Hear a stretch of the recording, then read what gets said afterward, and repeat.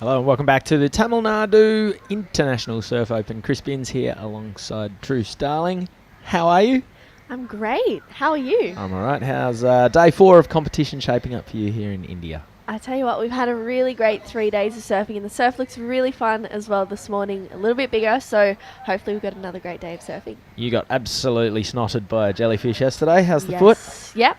It's way better than it was yesterday. I tell you what, that was pretty uncomfortable for a few hours. Right, well that was one of the lowlights yesterday. Let's go and have a look at some of the highlights from yesterday right now.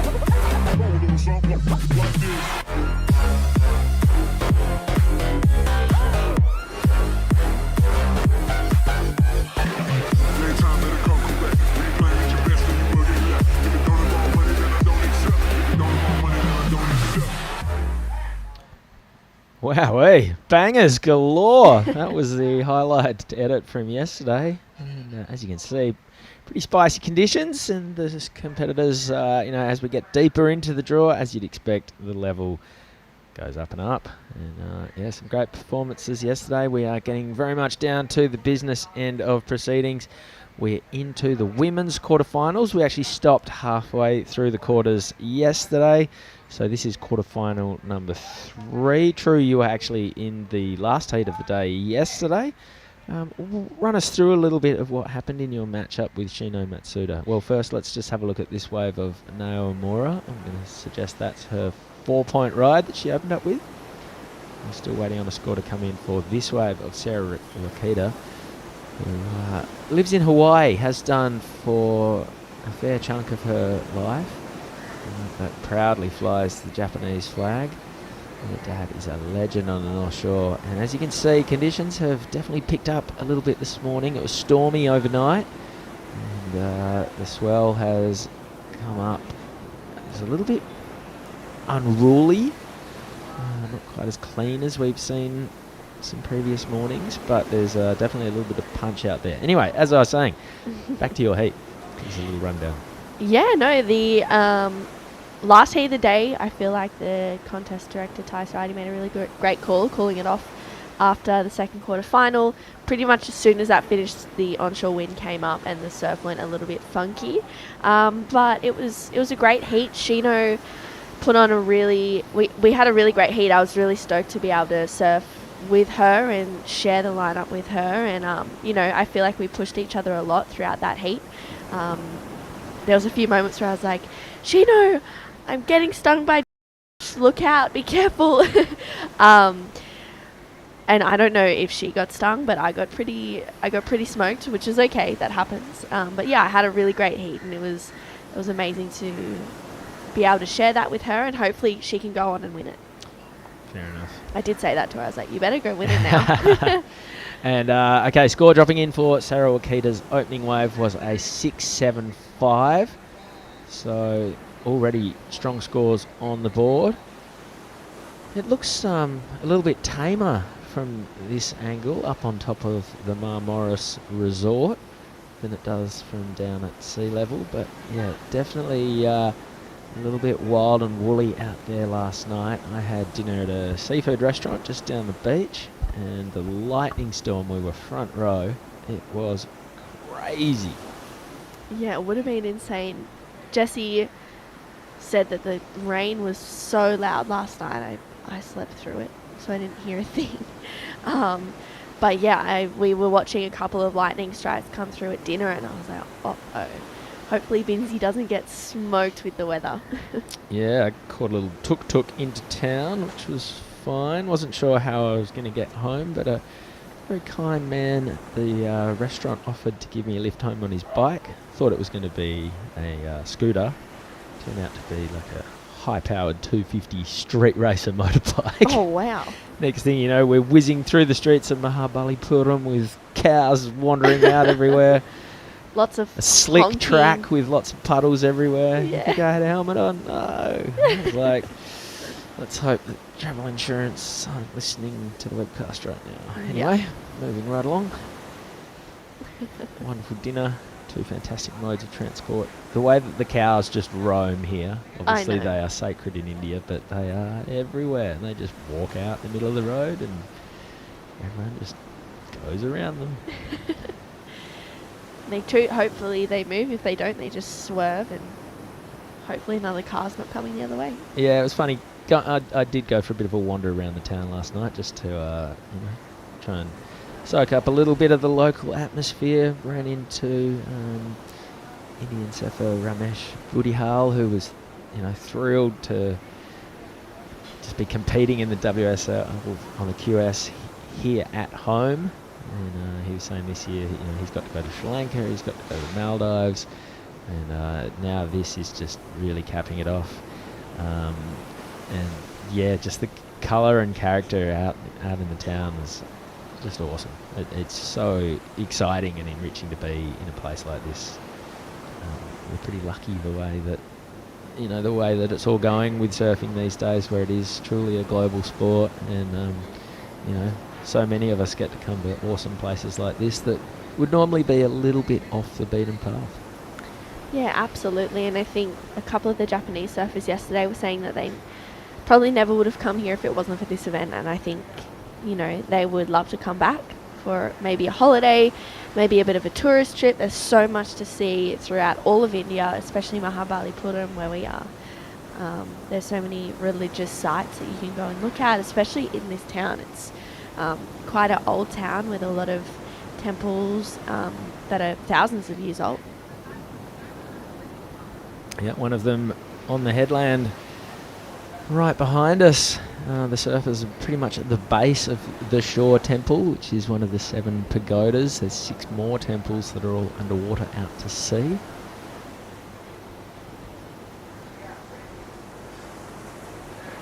Oh, we've got Jessie Starling on the sidelines. She's going to have a chat with Ty Sarati from the WSL. Take it away, guys.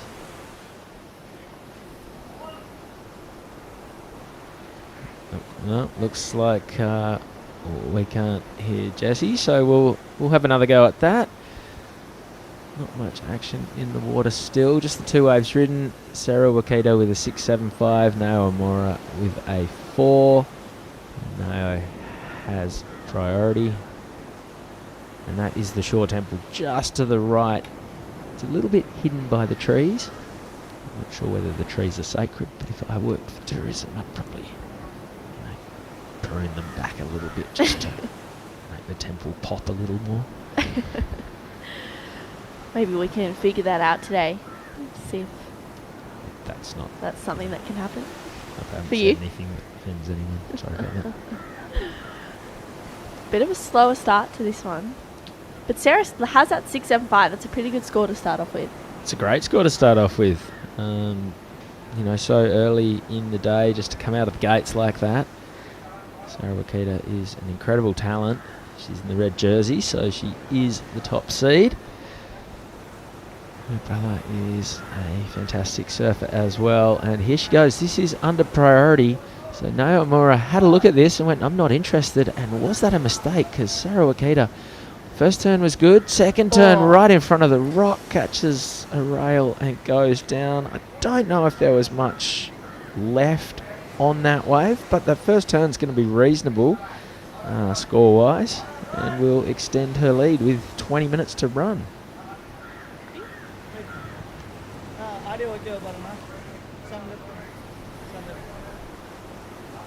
I feel like we saw now her first wave was a 4, and I think we only saw her get one turn on that wave. Maybe she got another one before it, but that first turn was really strong for Sarah. And it was just unfortunate that she fell on that second turn, but it looks like this is some live action there for Sarah as she kicks out of that one. So a really nice wave once again, picking up something under priority. All right, cool. Just while Sarah Wakita makes her way back out to the lineup with 2 scores still to come, we're going to throw down to Jessie Starling, who's having a chat with Ty Sarati from WSL about what exactly we have in store today. Yeah, take 2 from us today. But so Ty, waves are pumping. Tell us what we're going to see. Yeah, the waves are pumping. It's slightly better than yesterday again. It just seems like the waves get better every day we're here. Today we're just going to run the quarterfinals and then save the semi-finals and finals for tomorrow. And the last few days we've been looking to run longer than what we have been. The tide drops out and almost stops the conditions. Do you think we'll see something similar today? Yeah, it seems the energy really drains away with the low tide, so hopefully we finish just a touch before the low tide today, and all the competitors get a great opportunity to surf their heats. And with finals day and the weekend just around the corner, do you think we'll get much of a crowd from Chennai in the local community? Yeah, I hope a lot of the local fans come down and enjoy the finals tomorrow. It should be a great atmosphere. Awesome. Well, thank you so much, Ty, and we're looking forward to the action today. Thanks, guys. You beauty. Thanks a lot, Jess. There are 12 million people who just live 60 kilometres away, so if 1% of them come down, we'll have 120,000 frothing spectators on the beach tomorrow. Crazy. Take that, Sakurama. Wow, that will be pretty jam-packed. I don't think here. we'll have I don't think so 120,000 either. people on the beach, but it would be nice. Well, that last wave for Sarah looks in at a 5.75, so she's slowly but surely increasing her position in the lead. Open up with a 6.75, backs it up with a 5.75. So now is looking for an 8.5 to go to first, which is a pretty solid score this early on in the day. Yeah, hopefully we can see a replay of that 5.75 in full. Would be great to pick apart. Here we go. Run us through it. Yeah, so this is a beautiful drone angle for that replay of the 5.75. Great first turn for Sarah. Puts it up again for a second one, and we can see her just draw a really nice hard carve for that third turn. And that's when she kicks out, knows that that one doesn't really offer too much more. And she's got to battle that paddle back out all the way up to near where now is sitting and hopefully apply a little bit of pressure. It'd be awesome to see that same angle on one of the waves where the surfers go past Horse Rock, so you can sort of really see how close they're getting. Because it definitely throws a bit of turbulence into the wave. There's some backwash, there's some refraction. You know, sometimes the high line just completely disappears behind the rock, and sometimes you have to cut yourself short and go around it, and then you even get a little section that you can clip off sometimes. And I'm sure, you know, depending on the state of the tide and the direction of the swell, the size of the swell, it's just a ever-changing variable smack bang in the middle of the lineup. I love it.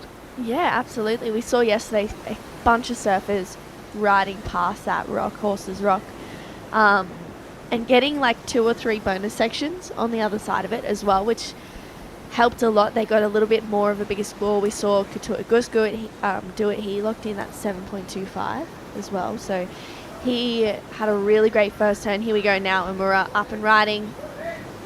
Nice first carve to start for now.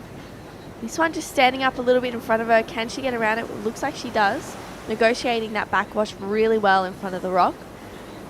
She brings it around for another nice carve there, and she's going to need to do something for a finish. Puts it up there for a quick float, and making that final maneuver there for now. So we'll see what that locks in as. I feel that that was really nice surfing, but there wasn't really anything with too much grunt in there. Yeah, it felt a little bit like she safety surfed this one. Good opportunity. A two-stager there won't be... the judges will frown upon that one a little bit. Obviously had some navigational work to do to get around the rock. Top turn wasn't much. Could have maybe pushed that one a little bit harder. Didn't get much cooperation from the wave. And then this turn, she threw it up. She gives herself a little fist pump. I think that's going to be more of a rev up to herself than a huge claim to the judges. But yeah, a little bit of spit there as well. So conditions, definitely looking very promising. And be very interested to see where the judges go with this one. It's a 5-2-5. So yeah, that is Now's best wave, but not matching either of Sarah Wakita's. So now the requirement for Naomura is a 7.25 with 14 minutes remaining. We saw now in the booth 2 days ago, I think, with our very own Dai Wacko as well. So she's from, I believe, the same town as Dai, about an hour drive from Tokyo. Surfing lots, and she's been on the QS for quite a while, so she's, also trying to be a role model for the younger Japanese surfers to really, make their mark in competitive surfing and hopefully just surfing in general as well. So now is, even though she's been on the QS for a while, she's also trying to tap into that younger generation of Japanese female surfers. All right, 13 minutes to go. And there haven't been a ton of waves ridden, but they've all been pretty effective. Nothing below a 3.9 so far. That was a throwaway for Sarah Wakita. She's in the lead with a 6.75 and a 5.75. Naomura has a 4 and a 5.25. The winner of this heat will come up against the winner of the next. That's Sumomo Sato and Nanaho Suzuki. So those guys are in action in about 13 minutes' time. On the other side of the draw, Nakashio Okana will be taking on Shino Matsuda in the first semi-final. To get there, we first have to run through 4 men's quarterfinals, and it is Rinta Utu up against Reiha Onu. So there's a semi-final spot at berth, semi-final berth in play there. Joe Azuki and Kian Martin. That's a huge matchup in quarterfinal number 2. Joe Azuki's the top seed. Kian Martin's come in as a late starter from the Challenger Series. So that tells you, he's in unfamiliar territory, not wearing the red jersey, that's for sure. Daiki Tanaka and Ketut Agus, the Indonesian surfer, are in quarterfinal number 3. And Shohei Kato and Tenchi Iwami, who's a really promising up-and-coming junior from Japan. He's knocking on the door of the Challenger Series, and he's still doing the juniors. So it tells you a little bit about the kind of surfer that Tenchi is. And, today it's just the quarterfinals, so we are saving the final 6 heats of the whole event of the Tamil Nadu International Surf Open. Looking like tomorrow will be finals day. You know what that means? Tell me. It means Sunday we get to surf. Oh, absolutely.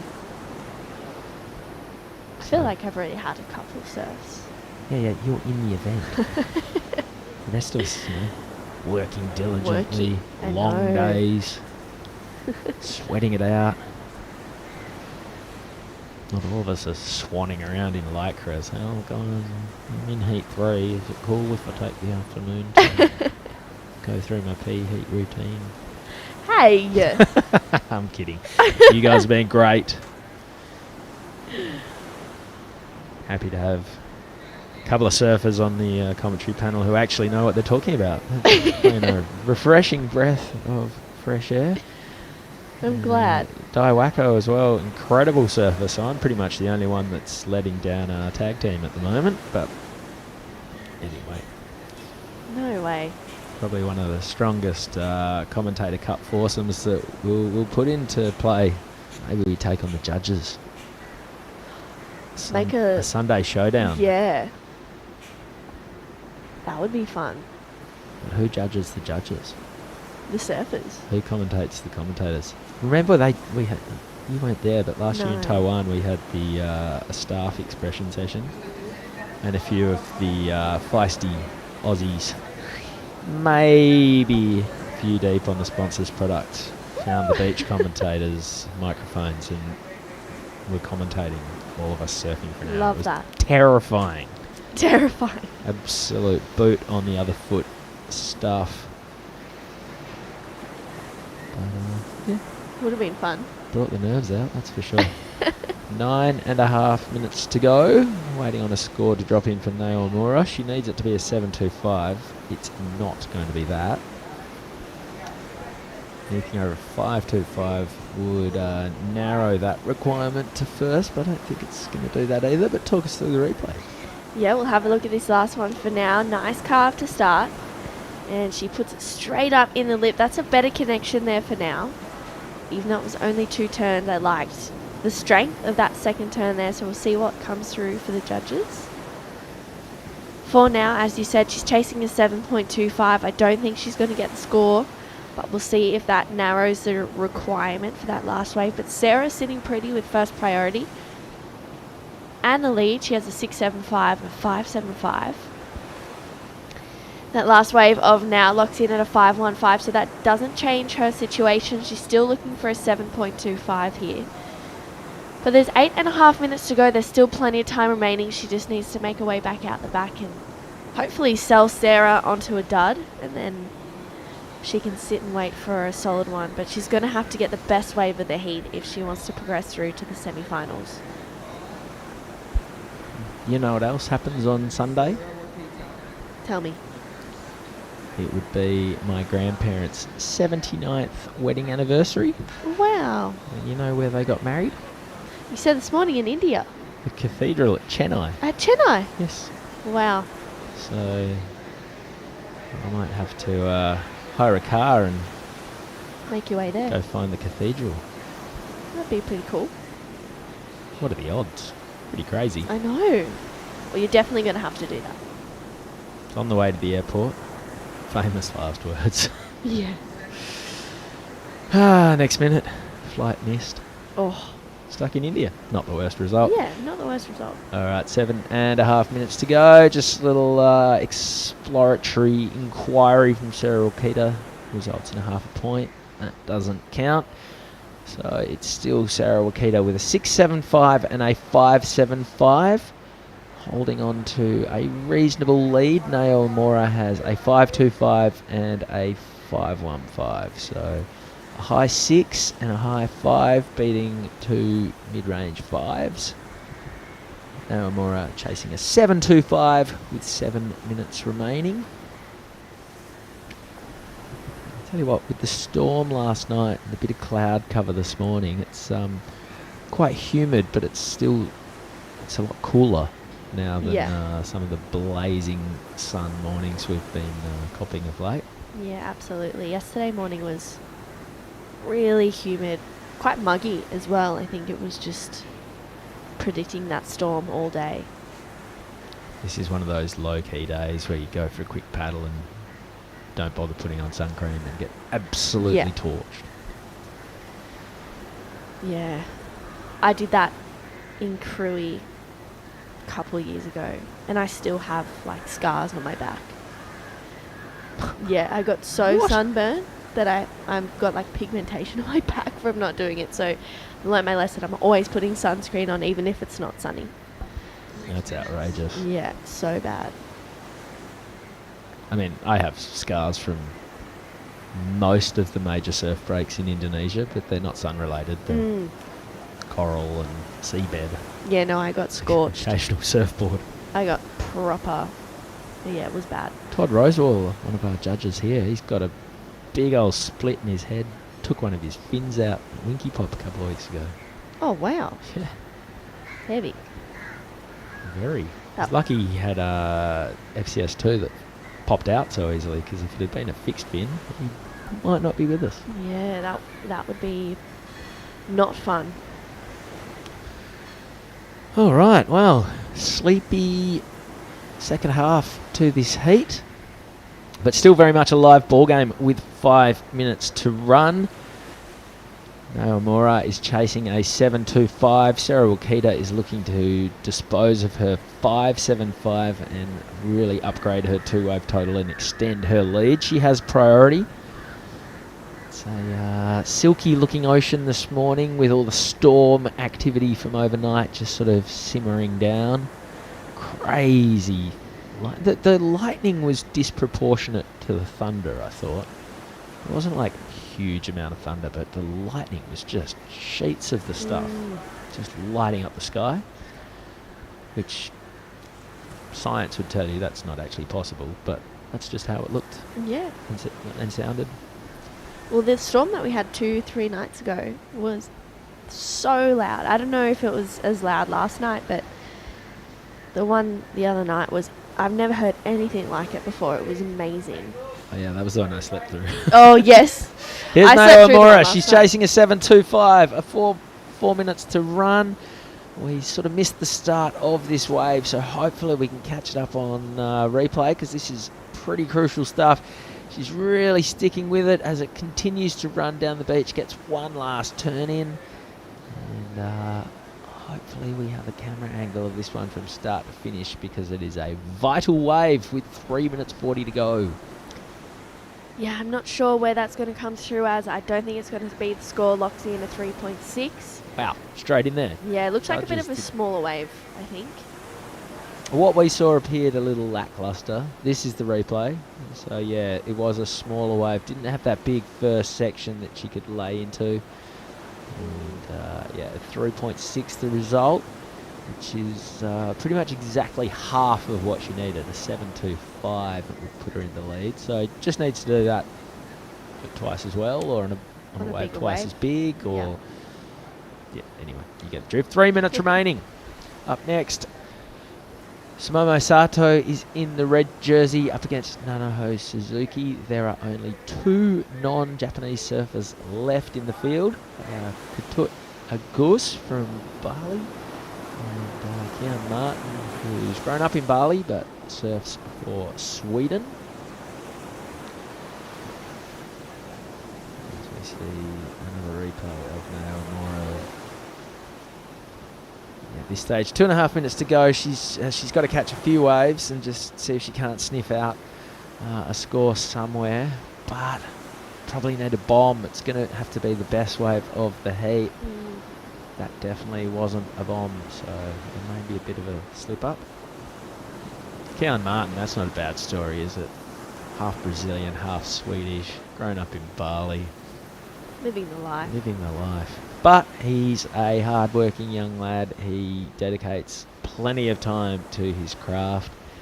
And to see him step up last year and join the Billabong A team on their Interlusion video trip in the Ments, where they scored insane waves and put out one of the best clips of the year. And to see little Kian, who I remember as a 10-year-old grub down at Echo Beach, suddenly on a boat trip with Joel Parkinson and Creed McTaggart and Aitan Osborne, and you know, holding his own. That was really cool to see. So that was probably that, and qualifying for the Challenger Series last year. You could almost suggest that 2022 is the best year of Kian Martin's surfing life. So far. Absolutely. I think as well, like, you know, he's had the heats that he's had, he's come up from behind, you know, he's not really been out to a blazing start, and then he just gets in the rhythm, he figures out what he needs to do, and that's when he really lights up as well. So I'm looking forward to that quarterfinal. Did a good punt yesterday. Yeah. 1 minute remaining, the heat in front of us.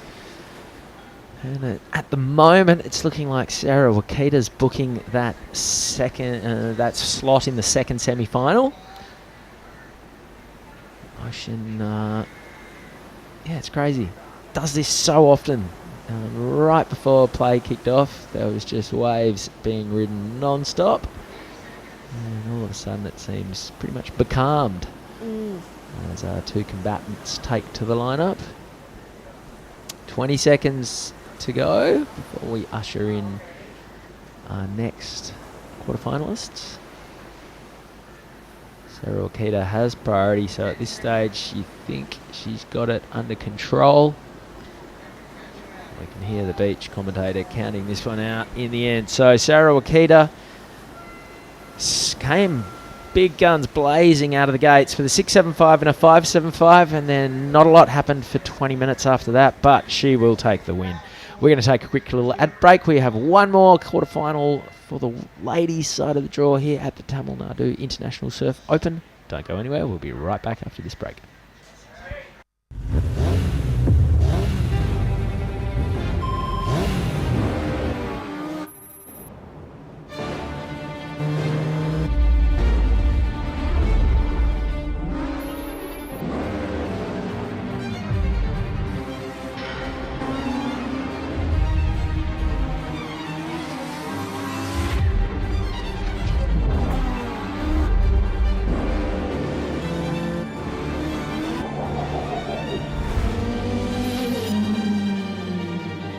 ஒவ்வொரு பிசினஸோட அளவும் ஒவ்வொரு மாதிரி இருக்கும்.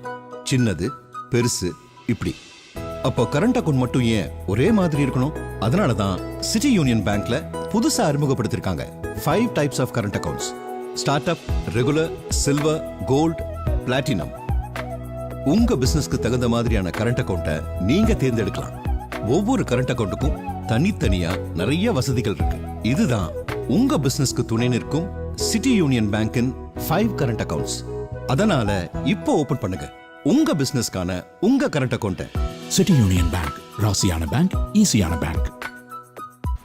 ஒவ்வொரு Welcome back பிசினஸோட to the அளவும் Tamil Nadu International Surf Open, coming to you live from Mahabalipuram here in, we're about 60 kilometres south of Chennai as we see Sumomo Sato perilously close to Horse Rock. Wow. Okay, so not much action in the last sort of 15 minutes of the previous quarterfinal, but quarterfinal number 4 has got off to a flying start. Chris Binns in the booth. I'm joined by Jessie Starling. Good morning, Jessie. Morning, Binsy. How are you? Oh, I'm chipper.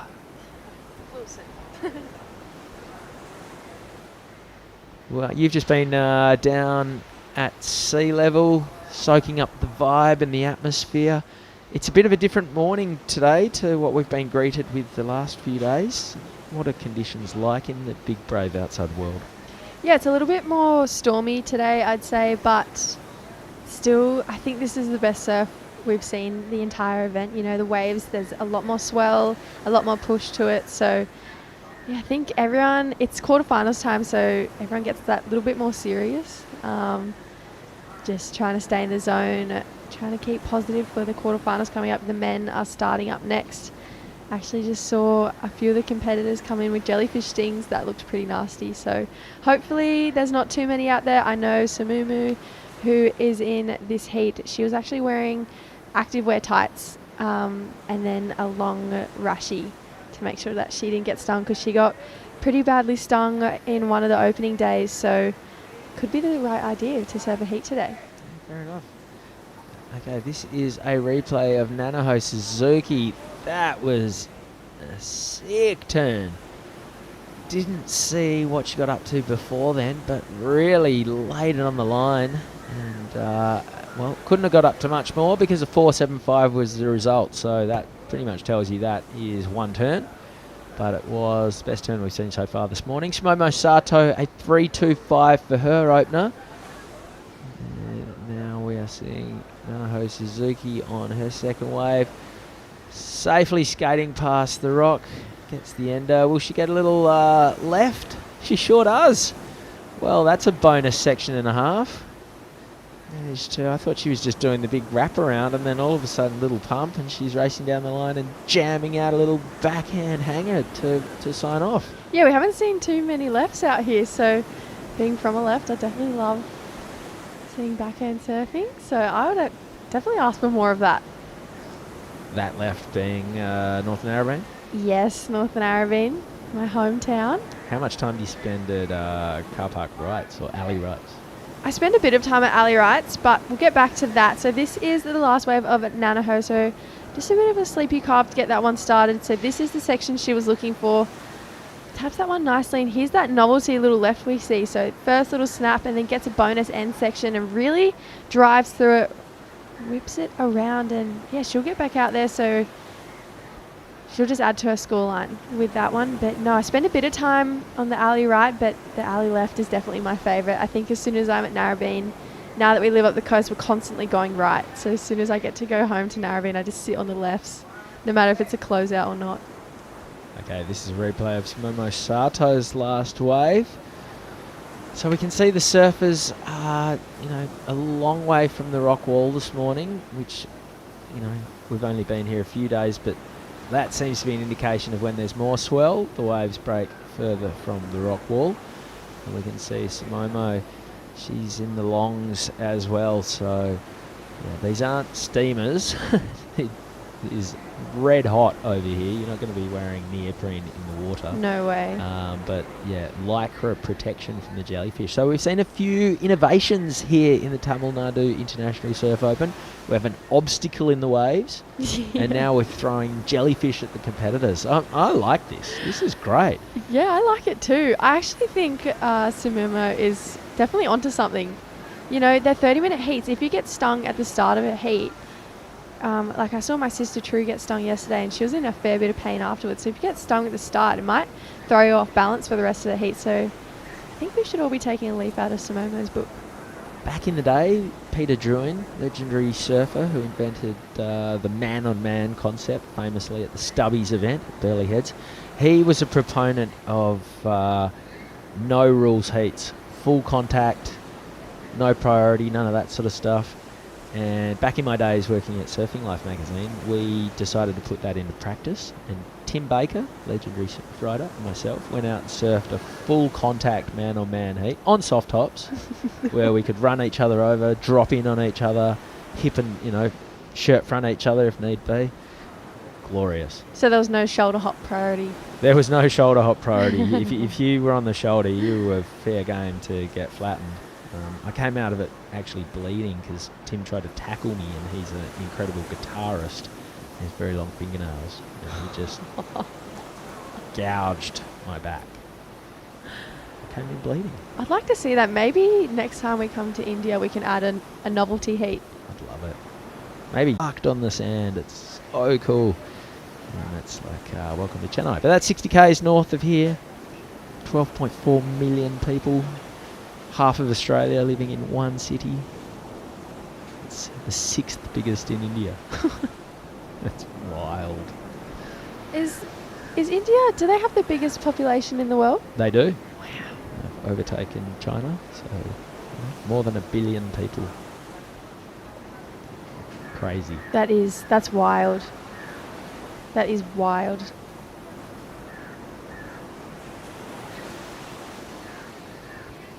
All right, bit of cat and mouse being played out right now. Momo Sato with priority takes off in front of the rock. So this is a long way down the beach. It's a good looking wall for the lady in the red jersey. Couple of big turns. This is going to be her best score comfortably. The 5.75 will put her into the lead. Links it up through to the inside. Gets a little bit of a bonus section, so she will be... nothing came of it. But if you looked at this shot, she is so far out of screen right now. Maybe if that camera could pan to the north, we might pick her up somewhere near the stadium that the Chennai Super Kings play in, because Momo Sato has gone for miles. That is the best wave of the heat. It is a 6.5.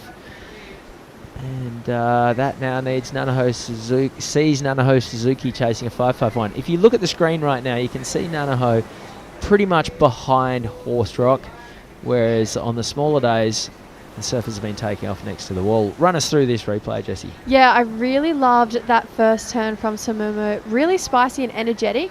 She kind of bounces out of her turns, I'd say, just with that little bit more pop. Really nice rail surfing. That board looks really lively. And then this is where we thought she might have got a little bonus section. She did well to navigate her way down into this little wall, but it didn't offer her too much. But that's okay because she got the work done out the back and the judges rewarding it.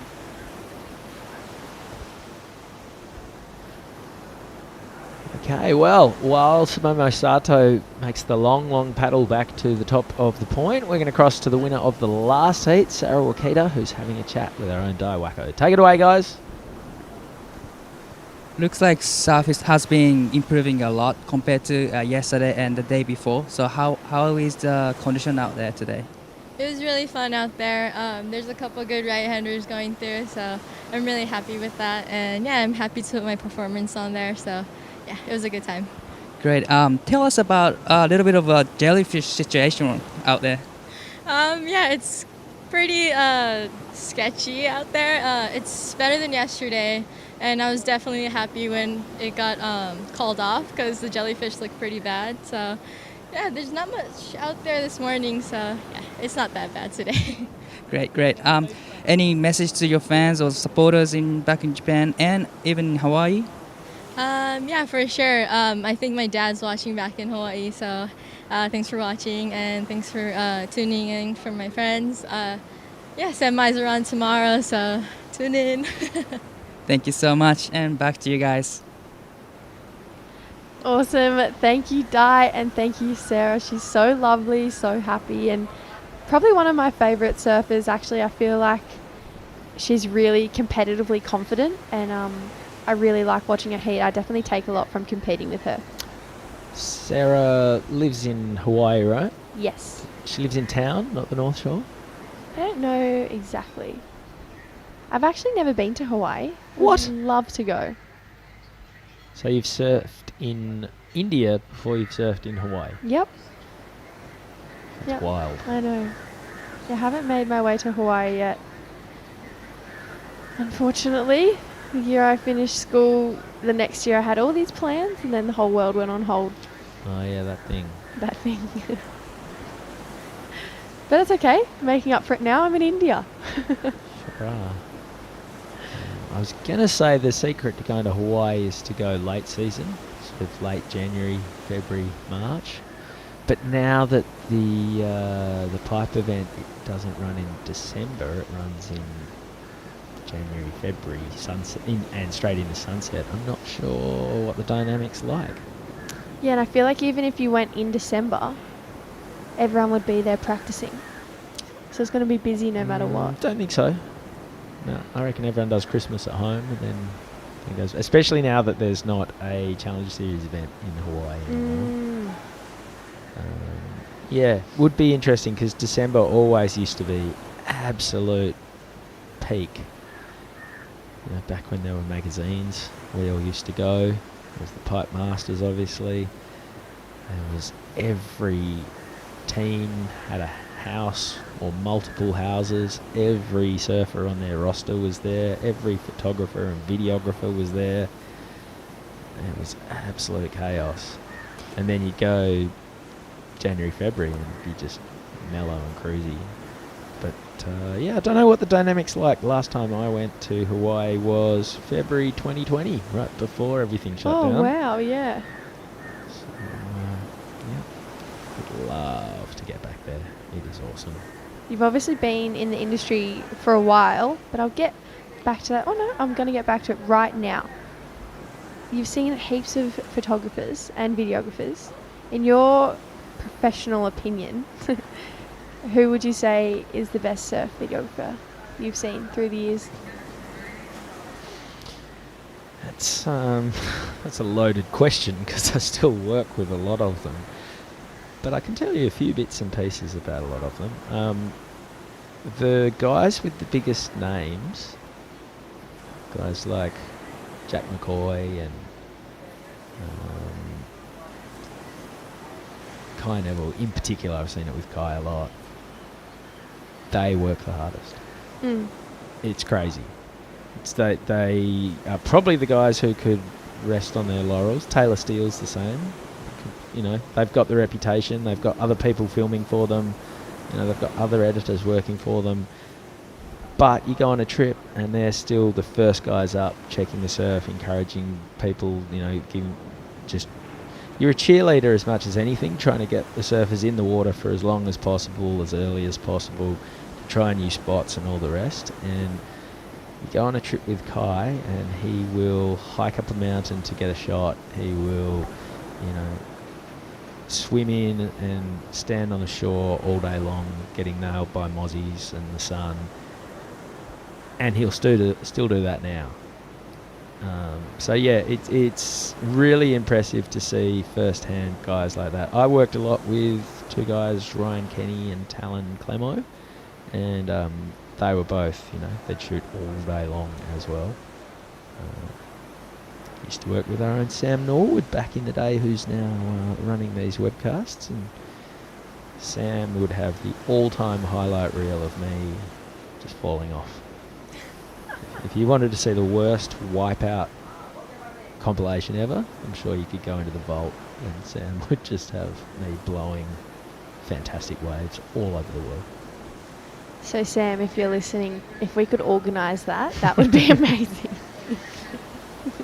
Hopefully those hard drives are gone. Hope not. And then on the photography front, I've been lucky enough to work side by side with Andrew Shield for years and years and years, who is the greatest human and an incredible photographer who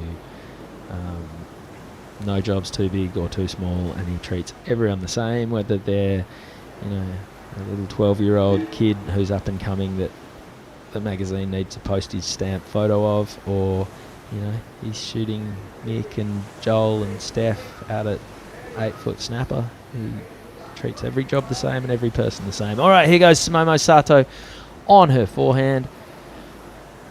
She is in the lead. She's looking to get rid of 3.9. She's going to need this wave to do her some favours if she is to do so, and it does. It stands up and allows her one last blast down the end and a little fist pump as she gets out of there with 3 minutes to run. Yeah, only looking to better that 3.9. I'm not a judge, but I'd like to say that that definitely improved it. So we're going to see a replay. Blue, unfortunately, not getting into this one, so Sumomo taking advantage. I love her rail work. Just super crisp, super energetic.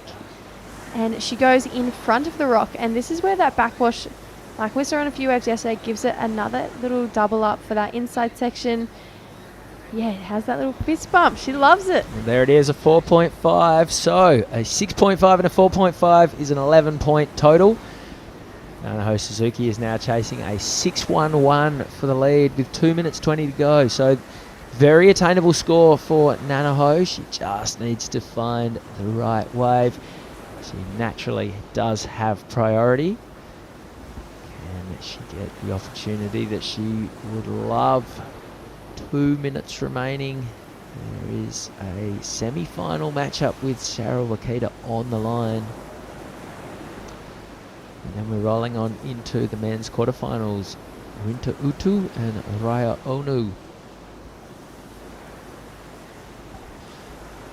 Yeah, Samumo playing her cards almost identical to the heat she surfed yesterday. Stayed pretty quiet for the first 2/3. I'd like to say, you know, she had 2 threes till about 8 minutes ago. And now with a minute and a half to go, she's gone from being pretty quiet and looking like Nanaho was going to dominate to, yeah, a 6.5 and a 4.5. So minute 20, Nanaho's still got a little bit of time to get that 6.11. Definitely capable. She was pretty ecstatic to win her round of 16 heat yesterday, so I'd love to see her up on her feet one more time. 1 minute. Come on, Huey. And the various gods associated with the Shore Temple, just off to the right of the shot.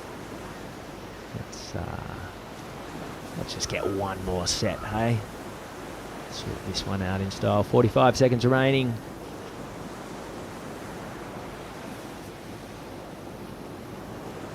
local policeman in the foreground in that shot.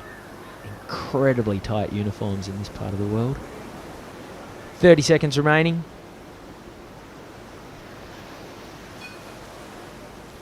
Maybe.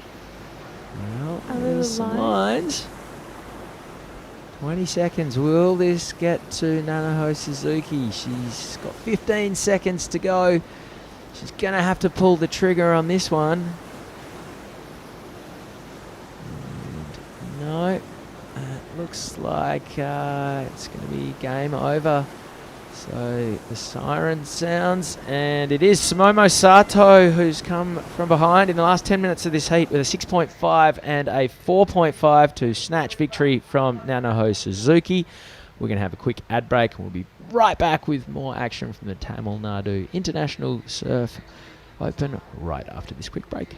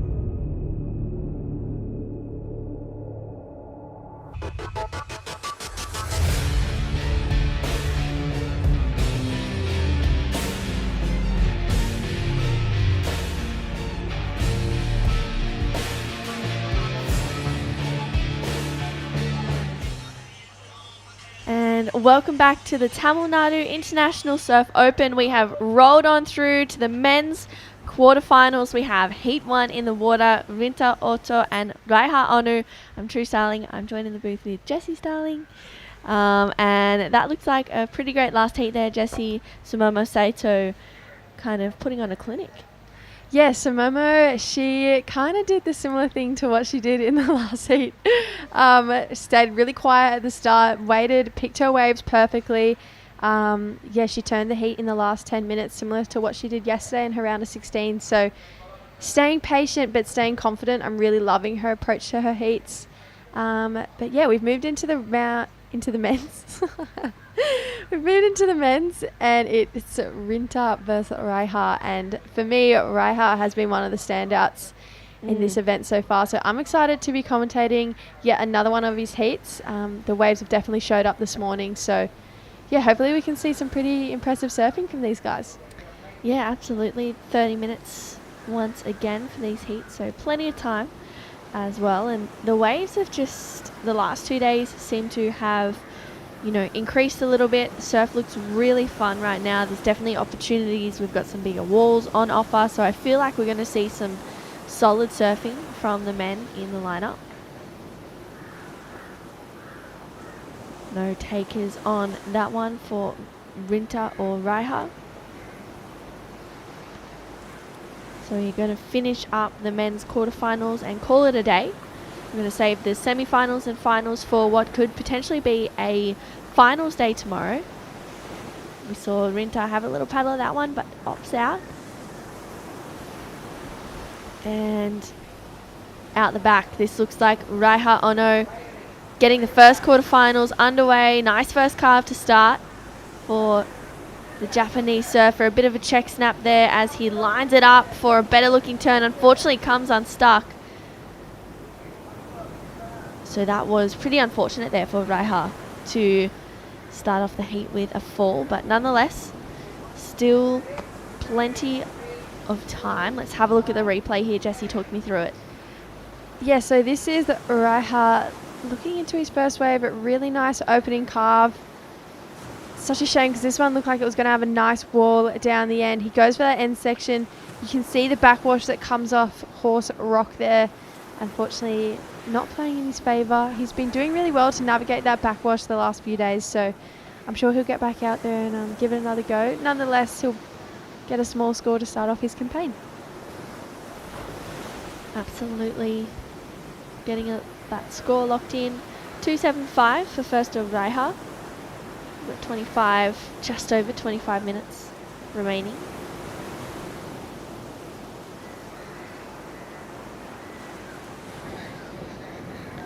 That leaves Rinta out there with first priority. The joys of these two-man matchups for the quarterfinals onwards means that priority is, can be quickly yours and quickly taken away. Final number 2, Joe Azuchi, is going to be in the red, and he'll take on the Swedish surfer Kian Martin. So both Joe and Kian have been absolutely ripping all events, so looking forward to that second quarterfinal. Yeah, I'd say that would be a pretty stacked quarterfinal between those two surfers. Kian coming straight from a lot of travelling.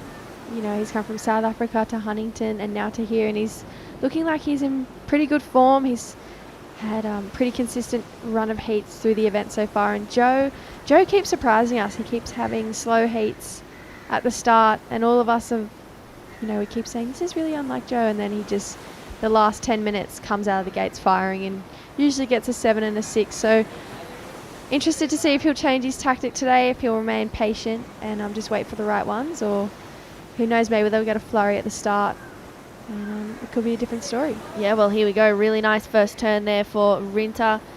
Kind of catches a little bit of rail, but negotiates that second turn nicely. So he'll lock in a score to start off this quarterfinal, I should say. They're bowing out in the quarterfinals. You end up with an equal fifth, 1,423 points, and you get about $1,000 in your pocket to walk away with, which is pretty nice. So waiting on that first score to lock in for Rinta Otto, the Japanese surfer. This is a all Japanese matchup. We've got one Swedish surfer and one Indonesian surfer left in the draw. Yeah, we've Katua Gus. Definitely got a couple exciting heats coming up. Obviously, we've got the next heat with Joe Azuchi and Kian Martin. Quarterfinal number 3, we've got Daiki Tanaka and Katut Agus.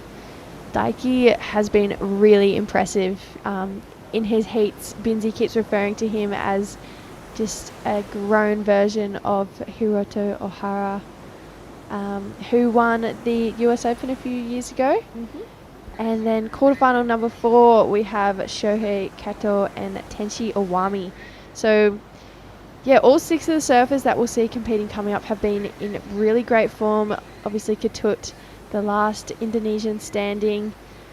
So I'd love to see him fly the flag for Indonesia, and a few more heats to come. I'm sure he would love it too, but he's got to get through Daiki Tanaka first. Yeah, absolutely. Well, that score locks in for Rinta, 4.75 for first of Rinta Otto. So he's starting off his campaign in the quarterfinals, goes out to an early lead.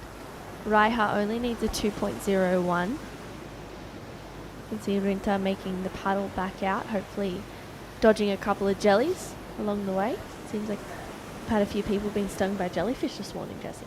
Yeah, we saw Robert, our man from the Philippines, with that deadly backhand. He got stung all across his shoulders this morning, and then I was chatting to Kian, who's coming up in the next heat. His ankle got pretty lit up by a jellyfish in the free surf this morning. It actually looked really nasty. It was swelling up quite a bit. So I think they were trying to get some vinegar, and maybe they said shaving cream helps. Wow. So yeah, I'm not too sure about the shaving cream, but he definitely had vinegar on his ankle, and he's just walking past us smiling, so he looks like he's in good form for the next heat. Yeah, well, you got to push the pain aside for half an hour and really give it 100%, especially if you want to make it through to the semi-finals. Yeah, obviously big points on offer if you do make it to the semis, 1,825 points. So all of these surfers looking to grasp that. Currently, if you lose in the quarters, you get 1,423 points, so an extra 400 points if you make this round, which is pretty substantial, seeing as this is a 3,000.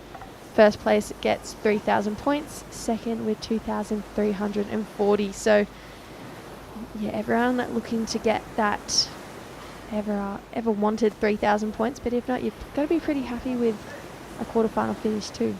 Absolutely. Well, we're coming down to 20 minutes to go in this one. Only 2 waves locked in just yet. Rinta Auto going out to an early lead with that 4.75, courtesy of those 2 turns. Raiha opened up with a 2.75, unfortunately had a bit of a fall. He's going to have a look at this one. Raiha Ono up and riding, nice first carve to start. Little check snap there, brings this one around again as he goes through this one. Nice carve. And again, just pops it up there for a little bit of a layback for a bit of variety. And then eyes it for a finish. And he gets it. Wow, that was a pretty solid finish there from Raiha Ono. He liked the feeling of that one. Really fast whippy. He negotiated that section really well there for the Japanese surfer. So we have that score to lock in with 19 minutes to go. Really liked the look of that wave, Jessie. Yeah, that's the surfing we've been used to seeing from Raiha Onu. So here's a replay of that last wave. Really nice first wrapping maneuver. This one looks like it goes to die out, but he navigates the backwash from Horses Rock really nicely. And this is where it starts to stand up for him again. So another carve, beautiful bottom turn, layback, like you said, adding variety, and gets this bonus section, backwash, a punchy lip, and everything to deal with, and he still manages to ride out. Great low center of gravity. Here's another replay from a different angle. The score drops in for this one as a 6.5, so already locking in a score that he'll definitely want to keep for the rest of this heat.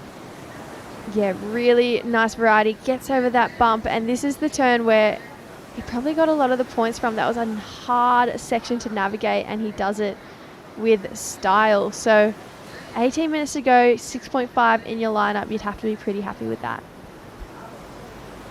Yeah, absolutely. That's going to be a keeper score. Now he's going to want to better that 2.75 he's got.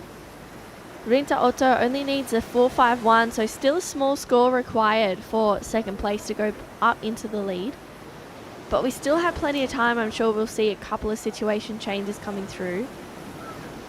Rinta is well and truly capable of locking in a 4.5. But Raiha needs to better that 2.75 to make it a little bit harder for his opponent to overtake him in the lead.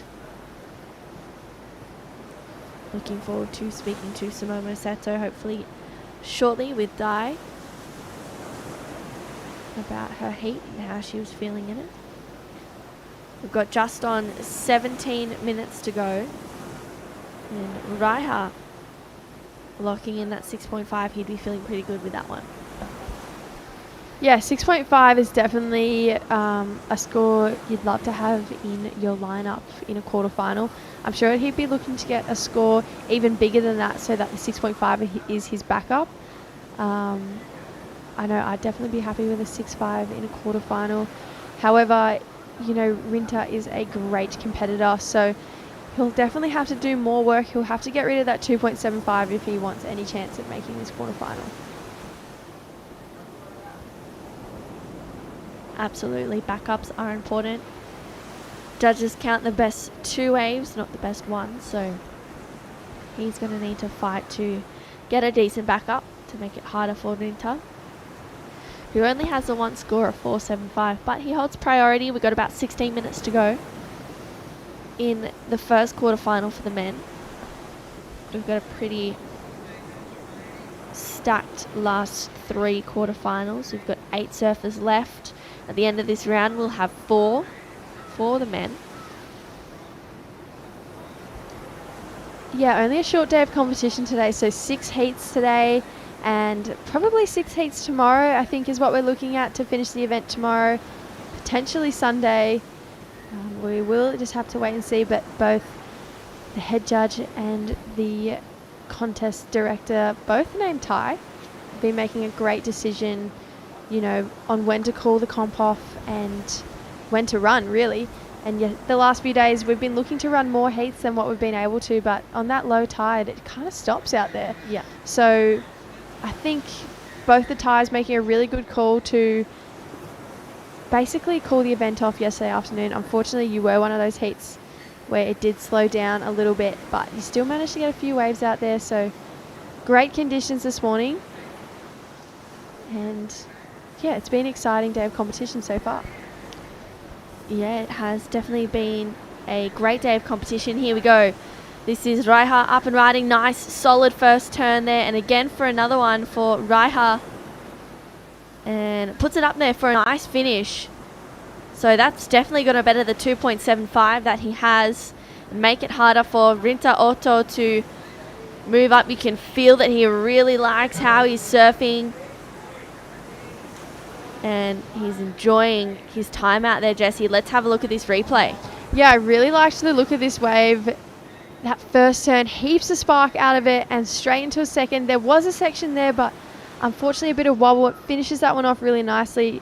Gives us a little head shake to be like, hey, I like this wave and I like the way I'm surfing. There's the drone shot of that first turn.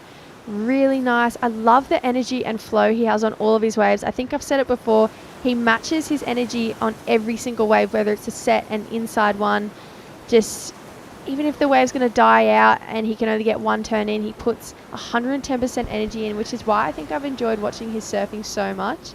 And yeah, there it is, a 5.6 for that last one. So increasing his lead over Rinta. Rinta now looking for a 7.35, and here he goes. Yeah, Rinta up and riding. Nice first carve to start. And he lines this one up. Nice turn. Unfortunately, comes off the back. That was unfortunate for Rinta Otto.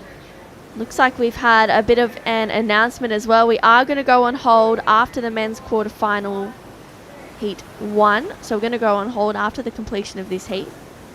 Next call is going to be at 10 a.m. for a potential 10:30 a.m. start. Oh, that was unfortunate there for Rinta. Yeah, it was looking like it was going to line up to be a really good wave.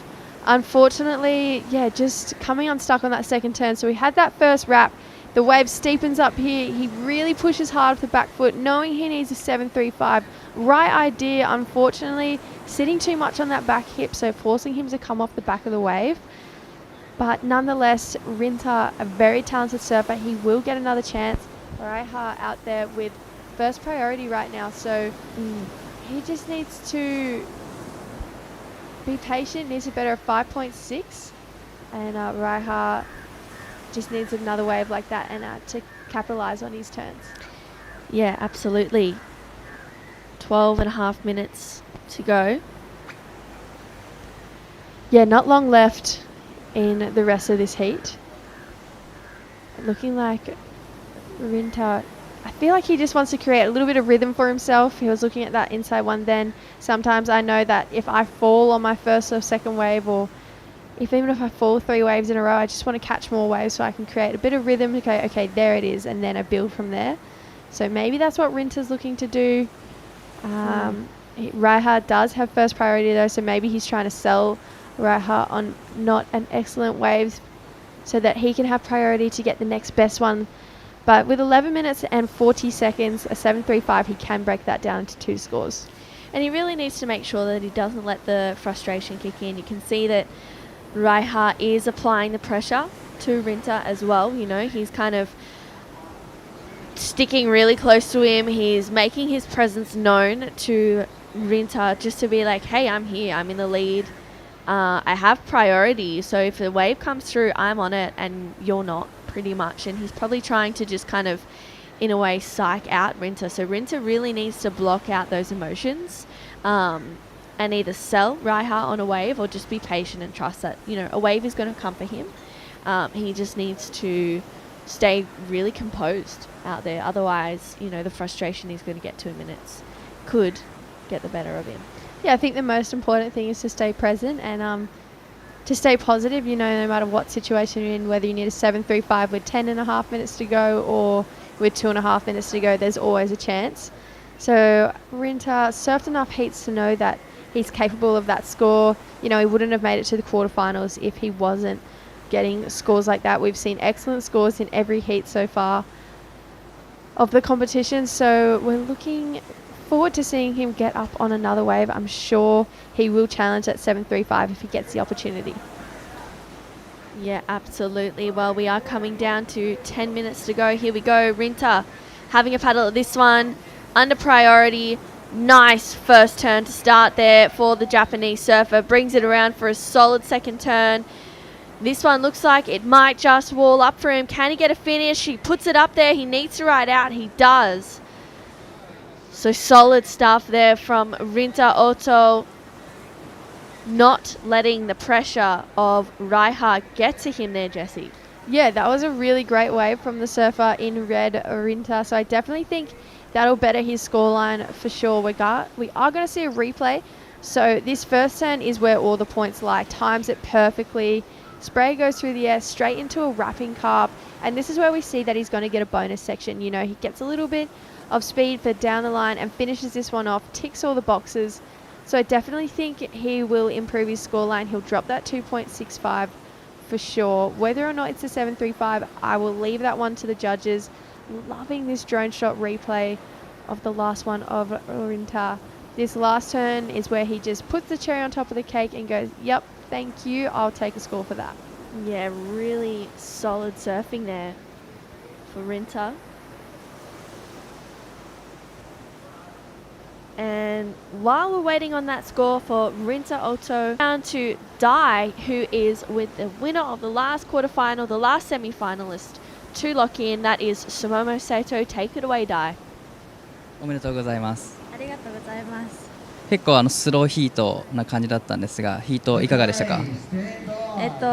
セットが本当に少なくて、で、小さい波、ミドルの波は思ったよりも点数が2人ともすごい低かったので、7歩もサーフィンが上手な、相手もサーフィンが上手なので、セットを乗らないと勝てないなと思ってセットを待ってそれに乗れたのでよかったです。So it was a very slow heat, but she was lucky enough to get the one of the set, and she felt so happy about that. 対戦相手の鈴木菜々穂選手は幼なじみというふうに聞いたんですけど、今回この幼なじみ対決、いかがでしたか？そうですね、他の人よりも少しだけ楽しみだったし、ヒート前も頑張ろうねって言ってたので、そんなに他の人と何か違うわけではないんですけど、いつもよりもうちょっと楽しめました。So actually, Nanaho and Sumomo growing up together and surfed together since they were babies, and so but she was not trying to think about that too much. But she had a good time with her first heat against childhood friend Nanaho, and she was lucky. She felt really happy about it too. じゃあ日本の方、たくさん見てくれています。何かメッセージがあったらお願いします。いつも応援ありがとうございます。次のヒートもマンオンマンでいい波拾えるように頑張ります。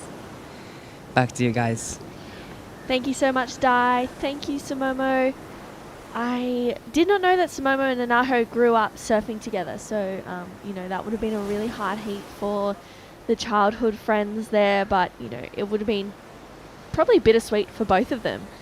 But wow, situation changed. That last wave for Rinta Oto locked in at 7.5, so Rinta goes into the lead. Raiha had the priority, let Rinta go that wave and change the situation. So Raiha chasing a 5.76. He's already locked in a 6.5, so the requirement isn't that solid of a number, and he's got 6 minutes to do it.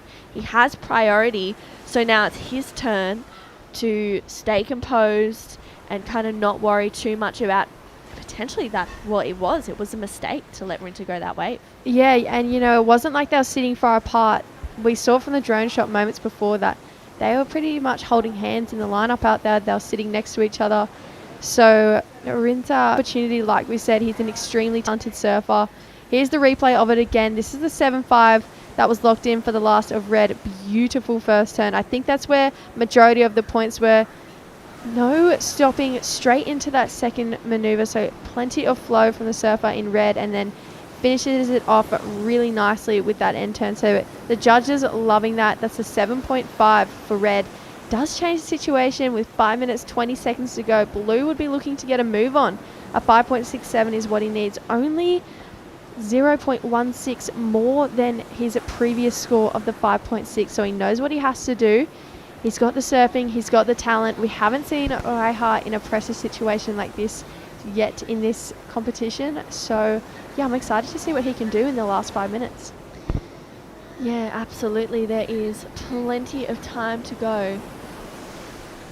5 minutes. Raiha has the first priority, so it's going to be interesting if Rinta is going to sit on Raiha and try and sail him onto a wave, or kind of give him a little bit of space. If I was Rinta, I would be sticking to Raiha like glue. 4.5 minutes to go is still a fair bit of time. Once again, we are going to go on hold after the completion of this heat. We'll come back for a 10 o'clock call for a So, of course, that last wave of Rinta just skyrocketing him into the lead. There's a 0.15 distance between the two. Raiha is looking for a 5.76 to go into the lead. We've got 4 minutes to go. Yeah, I feel like this heat has gone by really fast, even though we've only seen 6 waves surfed. It's been really 6 really exciting waves, I'd like to say. We've seen the energy come out from Raiha at both of the end of his 6.5 and his 5.6. He really loves the feeling of both of them. You can tell he's feeling good on his equipment and about his surfing. It's just whether or not, the ocean provides him with another opportunity. It looks like there might be a wave approaching the lineup. It's just whether or not Blue's going to pull the trigger. It's looking like he will. So this is Raiha Onu looking for a 5.76. Lovely opening floater. Standing up for him really nicely down the line. Will he get around it? Yes, he will. Carving this one back. Looking for a finish. And this one also ticking all the boxes. And there's another section.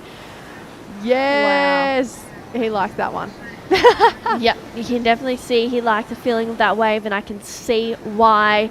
He's definitely going to challenge for that 5.76. We'll see what that locks in, as he got so many turns on that wave. Let's have a look at the replay here for last of Raiha. Up and riding, really nice quick tap to start here.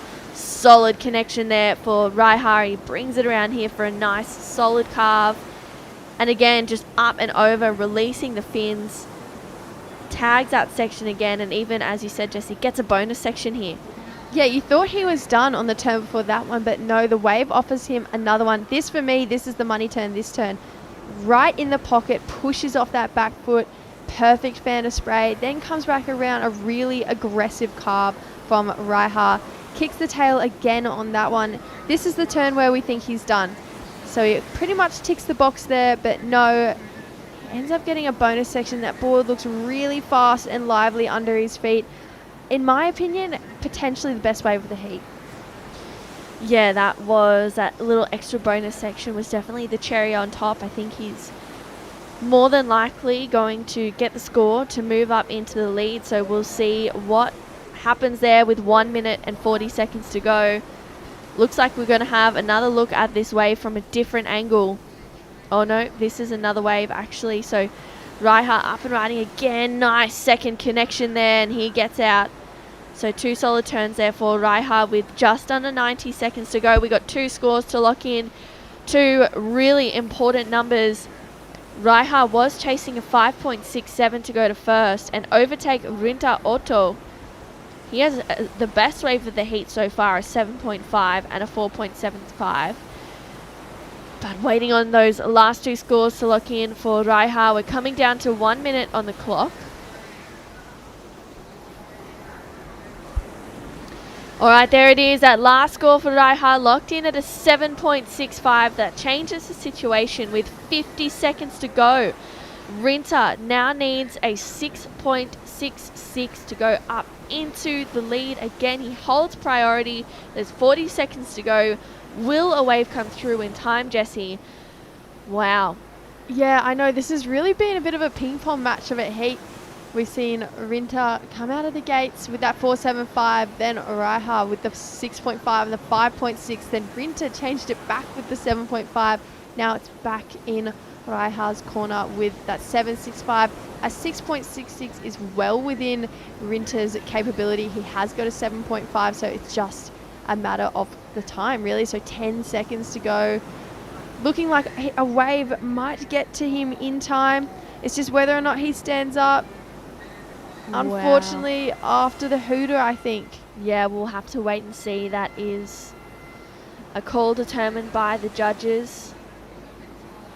But I don't think that's going to be the score anyway. So regardless, looks like Raiha Ono has made his way through to the semi-finals. He will be our first semi-finalist. We are going to go on hold right now. So we're going to have a quick look at some highlights from the last two women's quarterfinals and an amazing first quarterfinals of the men. Let's roll into it.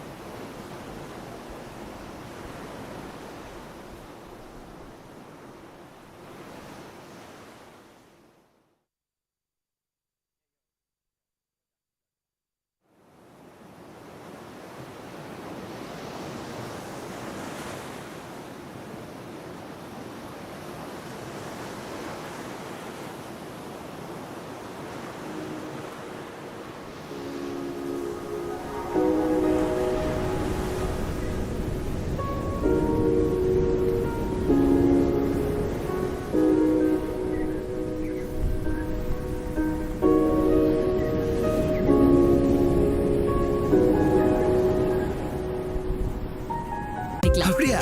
நான் உடனே கடை கிளம்புறேன். City Union Bank, ராசியான bank. Let's get lost in the big world. Let's get lost in the big world.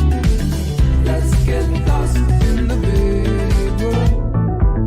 Let's get lost in the big world.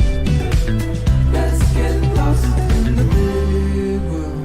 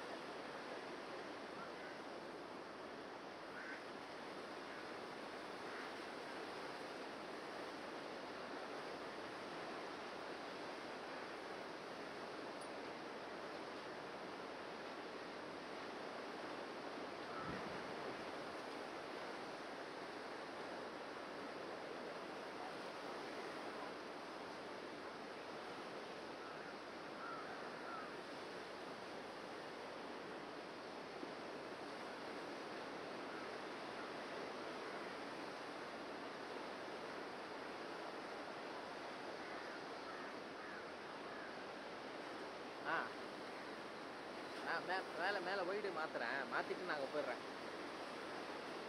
நான் மாற்றிட்டு அங்கே போயிடுறேன். நான் பேட்ரி இல்லை நான் ஆஃப் பண்ணல.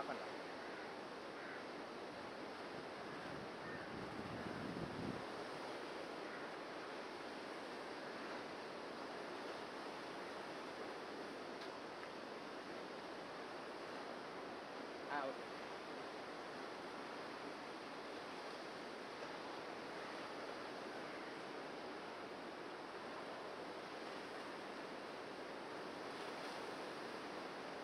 ஆஃப் பண்ணிடலாம்ல? ஓகே.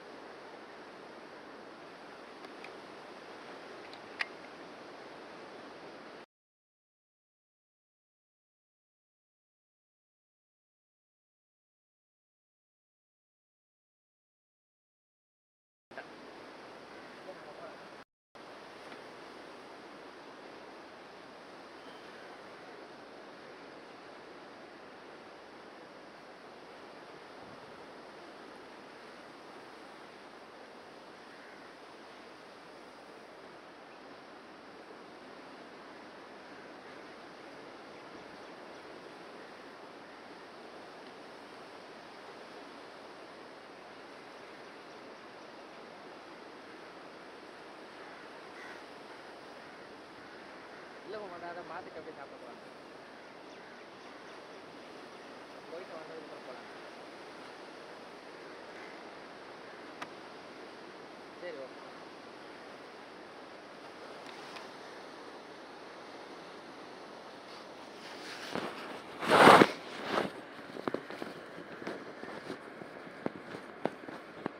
நான் ரெயின் கவர் தான் போட்டுட்டு.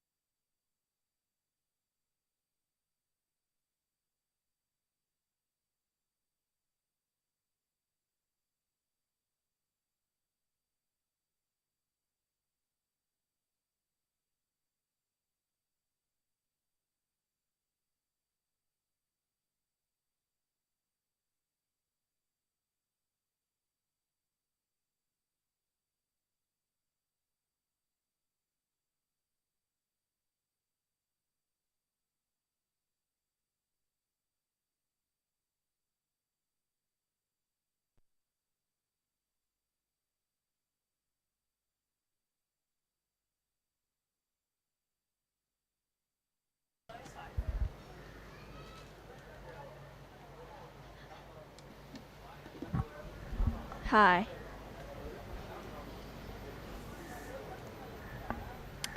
Yeah, it's on. I'm talking.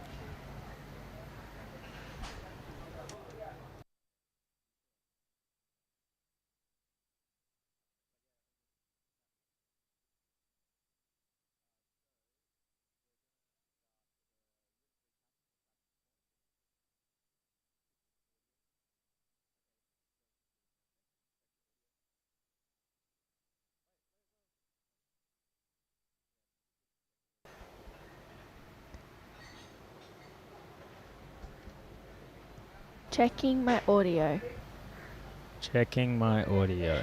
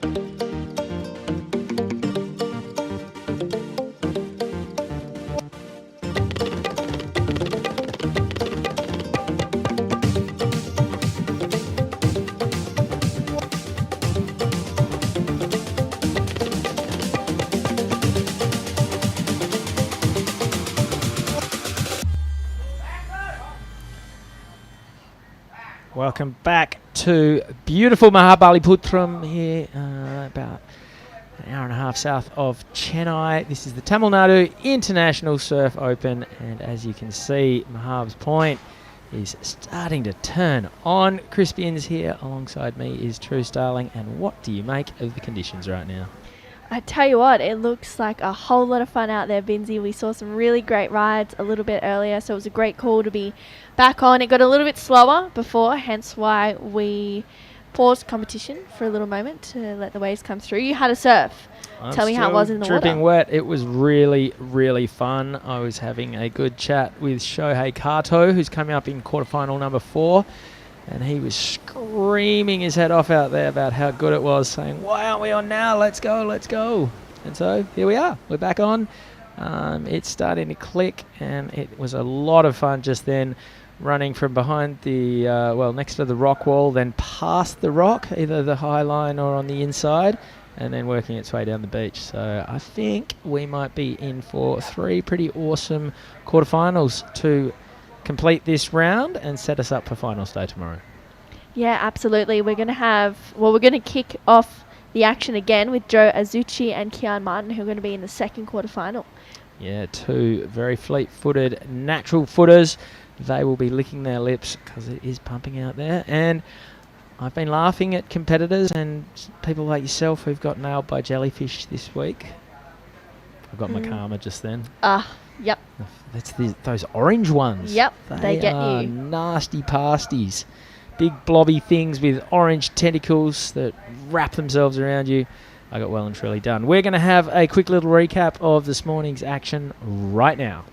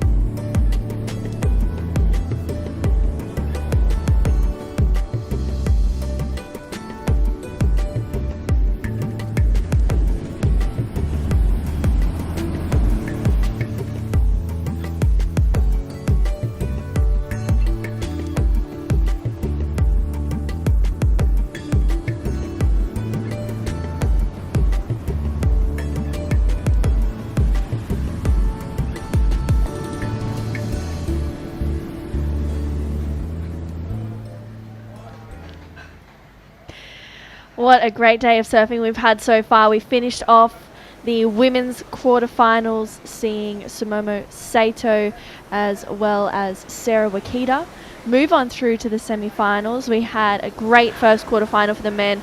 Raiha Ono taking the heat win. And then out there, as I said before, Joe Azuchi from Japan and Kian Martin from Sweden, but nominating the Asia region. Yeah, lives and grew up in Bali. Now, I don't want to jinx anything, but I think we're in for the best 3 heats of action we've seen this week coming up over the next hour and a half. And you can hear the siren sounding in the background. We are underway. Joe Azuki is the surfer in red.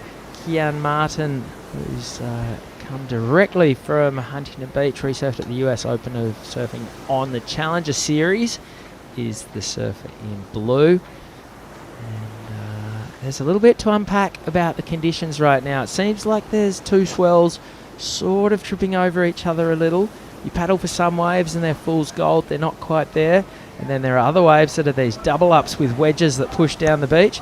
And straight out of the gates, here goes Joe Azuki. This has got great shape, and he is leaning into this one. It's really starting to shape up and look like a classical point break, and Joe Azuki rattling off the turns. Now he puts the foot down and skates through, gets that turn, and that is where the wave wraps up, and he'll be round about next to the rock there. A lot of the surfers in the session just then were surfing to the northern side of the rock. It's sort of the wave goes again after the rock, and if you were lucky enough to get one that ran past the rock, you sort of got two for the price of one. It was pretty cool. Yeah, you came in here bouncing full of energy, saying you got one all the way through. Sure did. It was awesome. All the competitors were surfing past the rock, and I started off next to the wall and got to skate through them, which was very satisfying. Here's the replay of Joe's wave, and I'm going to say this is one of the best waves we've seen ridden all week. Just really leaning into those turns, throwing plenty of water. Great variety and fluent from start to finish. And there it is, the result, a 7.75 for Joe Azuki in the opening minute of this heat. Kian Martin won't be bowed by that one little bit. He'll probably be excited by it, to be honest, because he knows that there is so much potential on offer right now. And can you tell I'm a little bit excited? Yeah, no, I definitely can. It's going to be a great couple of heats of surfing, and I think as well, coming straight out of the ocean, you know what it's like out there. You know the opportunities. The waves look really fun. You can see that one just peeling on through on screen. No one's on there. So there's definitely going to be waves that are unridden, which I will be mind surfing while sitting in here, that's for sure. The jellyfish were awful at the Yes. start. I probably surfed about an hour, and by the end, don't want to jinx anything, but they seem to have beaten it. So that was quite Love nice. that. That's all you can really ask for. Well, Joe Azuchi is 7.75. That's a great way to start off his quarterfinal campaign. That's for sure. Either Joe or Kian will be meeting Raiha Onu. Okay, here is we Kian go. Martin. Look at this wall. Are we in Mexico or India? Kian putting the foot down, releases the tail. That was cool. And he is just working his way through the gears. The wave stands up, allows him to get vertical. Got a bit of downtime as he goes past the rock. And he navigates that. Will this one run for him? It sure does. A floater, and he keeps going. So these ones just keep on pouring down the beach. And this is a great wave for Kian Martin. Replying to Joe Azuki's 7.75, and Kian stands tall. Ooh. Looks back at the contest site, says, what do you think of that? And I think that was pretty good, Kian. Yeah, he loved the feeling of that wave. Let's have a look at the replay. A solid looking wave coming through, a little bit bigger than Joe Azuchi's. Just a quick little half carve to start this one off. That's when he wraps it around really nicely for Kian. And again, there. So Kian going straight up in the lip for that fourth turn. And then this is where you see him just a little bit of downtime as he makes it around Horse Rock there. This one starts to stand up for him though. Nice floater. I don't know how he does it, but manages to get around this section with heaps of speed. Another nice turn, throwing buckets of spray. And then that's the look back there where he's going, yep, I'm liking the feeling of that one. Joe locked in a 7.75 to start. Where's this one going to go? A little bit of a longer wave compared to Joe's, but nonetheless still really solid surfing. Yeah, it's got to be in the ballpark.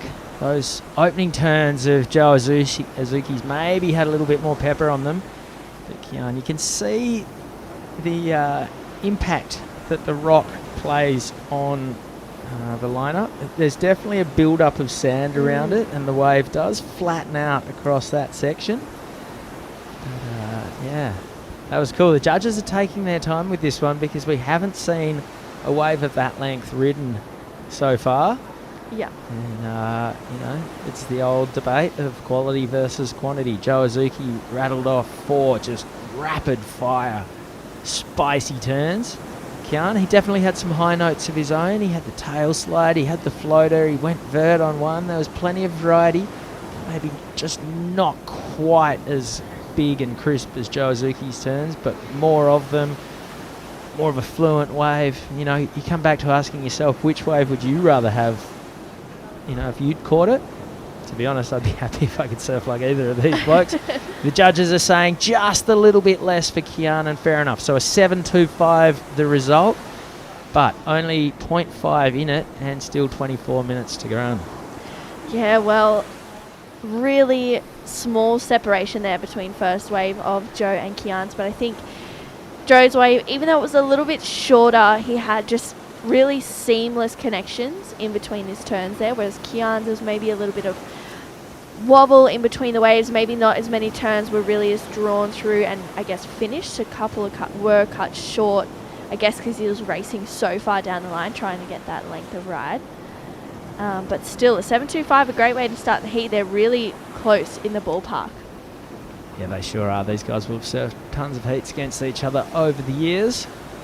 And, yeah, Joe came out the gates with that 7.75. I said Kian wasn't going to be put off by that. He'd probably be excited by it. And sure enough, replies back straight away with an almost identical score, 7.25. And already both surfers threatening the excellent range in the first 5 minutes of the heat. So this is what we want to see. Absolutely. We're going to see, I'm sure, a bunch of lead changes, a bunch of, tactics coming into play towards the back end of this one. We're still only 7 minutes down. We've had some solid scores already lock in. Up next is quarterfinal number 3, Daiki Tanaka. In the red, he's taking on Katua Gus, who will be the surfer in the blue rashi. This heat is just really on point at the moment. 2 sevens already locked in. That's all you can really ask for. The team here making a great call to go and hold for a little moment to allow the conditions to really set in and allow the surfers the best opportunity out there today. Looks like Joe Azuchi having a little look, opts out of that one. Maybe a little bit too deep there.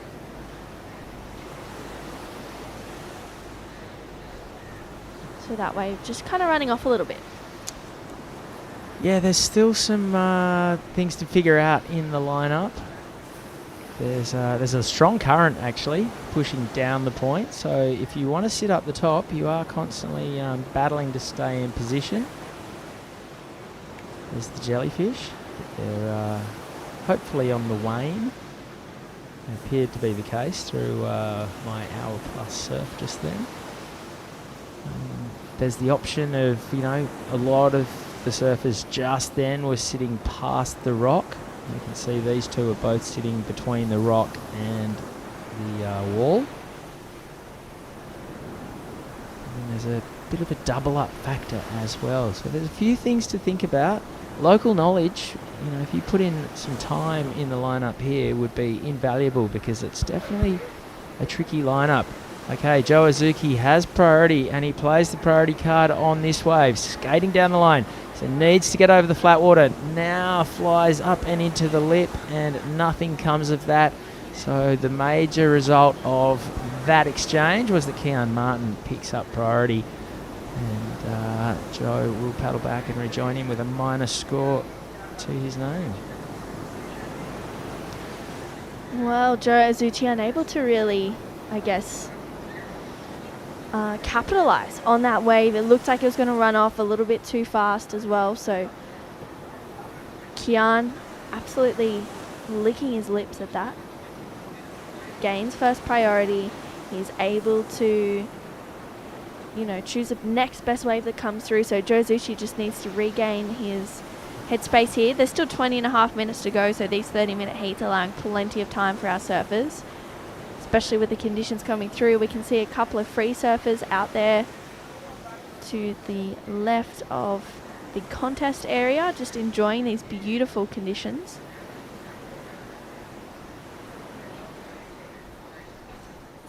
So Joe Azuchi on the paddle back out after that last wave.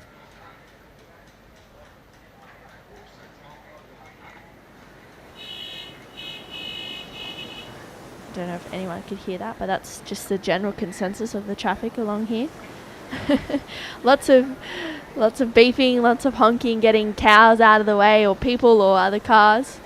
Even if we're not moving in general, but it's pretty cool. It's part of the process. It's part of the atmosphere here. Joe having a little look at that one, opts out. And Kian, will he swing? He doesn't go on this one. Joe Azuchi, looks like he's going to pick up the end of it, Chris. Okay, yeah, further down the line, long open face carve to get things going. Has to figure out his run past the rock. It's definitely a tricky section, leads to a lot of flat water. Now he skates through the inside, just the one turn, but that's going to be a decent number for Joe as we see Kian into action. He's got speed to burn on the wave behind, flies past the rock, and unfortunately that section gets a little bit tricky once again. And well, Joe Azuki that time getting the better of the exchange. That was a wave that Kian let him have. I don't think it's going to be a keeper at the end of the heat, but that will be enough to give Joe, a significant lead and set a target for Kian. Talk us through the replay. Yeah, Joe drawing that nice cutback out really nicely, and then carves it back. You can see him just manoeuvring here between that whitewash as this one starts to stand up. Hits it pretty much right in time for Joe Azuchi riding out, and then Kian Martin behind. Nice first open carve there for Kian as he wraps it around again for another one. And this is where we see him just gaining some speed and unfortunately just getting a little bit caught behind. So he kicks out. Now it is the paddle back out. Here we go. Joe Azuchi up and out. He was a little bit further down the line. Waiting on scores for both of our surfers to lock in. Joe definitely getting the better of that exchange, but we'll see what comes through for Kian. Got two nice open face carves out the back.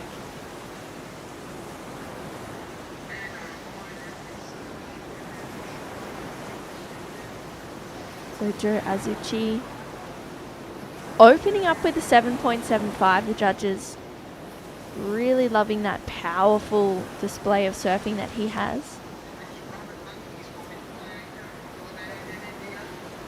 Scores to come through for Joe. We have one more to lock in. There it is, a 5.25 for that previous to last of Joe Azuchi.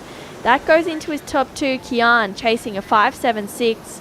So we'll see what comes through for that last wave of Kian. First indications, unfortunately not enough, a 4.5. So Kian is looking for a 5.76 to take the lead off Joe Azuchi, who has a 7.75 and a 5.25. We're going to have another look at the replay here for Joe Azuchi's 5.25. Really nice first carve there. And he rips it around again for another one. You can see he's just waiting for this one to stand up and then puts it up there right in the spot for Joe Azuchi to land him that 5.25. 16 and a half minutes to go, so we've got plenty of time in this heat.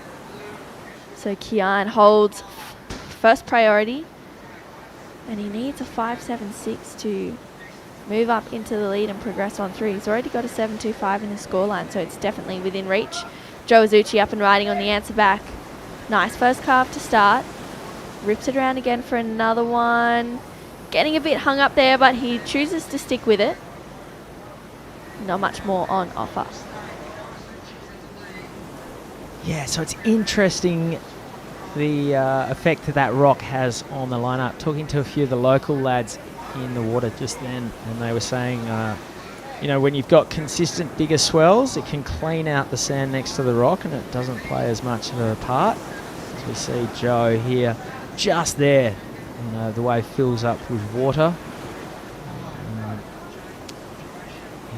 It's I think it's less of a factor when it's pumping here, because you just kind of skate past it. You don't really think about it. You just fly by, whether that's inside or outside of it. But when it's smaller, it definitely creates its own little micro ecosystem with backwash and the sort of warble that comes in the face. Sometimes you can get a section that you can hit off on it. But, hopefully this is the start of a swell that's going to take us all the way through to the podium. Looking like tomorrow might be the final day. And if we're lucky, it'll keep pumping on Sunday, and we've got to make pigs of ourselves. We'll definitely be able to have a surf on Sunday, that's for sure. You can see Joe just making his way out the back. Hoping to avoid some of those nasty jellyfish that are scattered across the lineup. 14 and a half minutes to go. Joe is in the lead with that 7.75 and a 5.25. Kian Martin not too far away, has a 7.25. He needs a 5.76 to take the lead. He holds priority, so looking for a wave to come through for the Swedish surfer living in Bali and growing up in Bali. Just fresh on the Challenger Series as well. He's come from Huntington, so he'd be gaining lots of experience there, knowing what he needs to improve in his competitive surfing and surfing just in general to do well on that tour. It's a whole nother league. And Kian just patiently waiting for one to come through. Yeah, Kian hasn't had the greatest run on the Challenges this year. That's probably why we're seeing him coming straight to an event like this to keep banking QS points in the Asian region to see if he can't get another shot next year.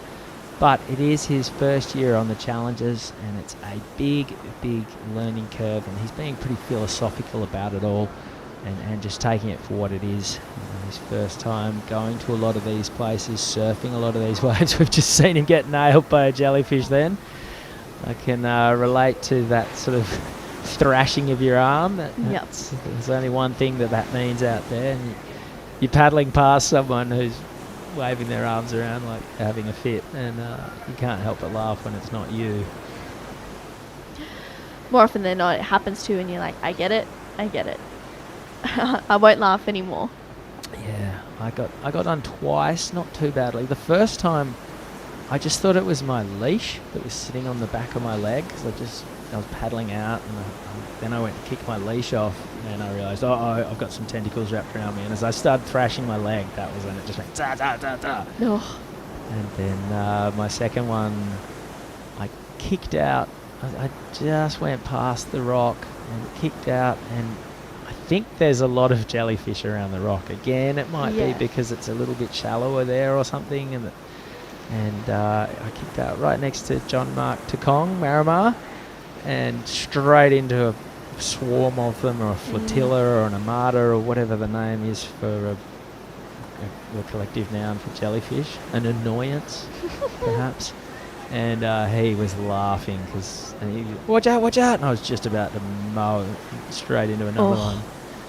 And then that was my, I got done twice in kind of my first 10 minutes, and then it was sweet after that. When I came in, I got to laugh at Marimar because he was over at the doctor's tent getting coated in their magic salve. All right, here goes Kian Martin, shaking off the effects of that jellyfish that just zapped him, and maybe taking his revenge out on the ocean here in Mahabalipuram.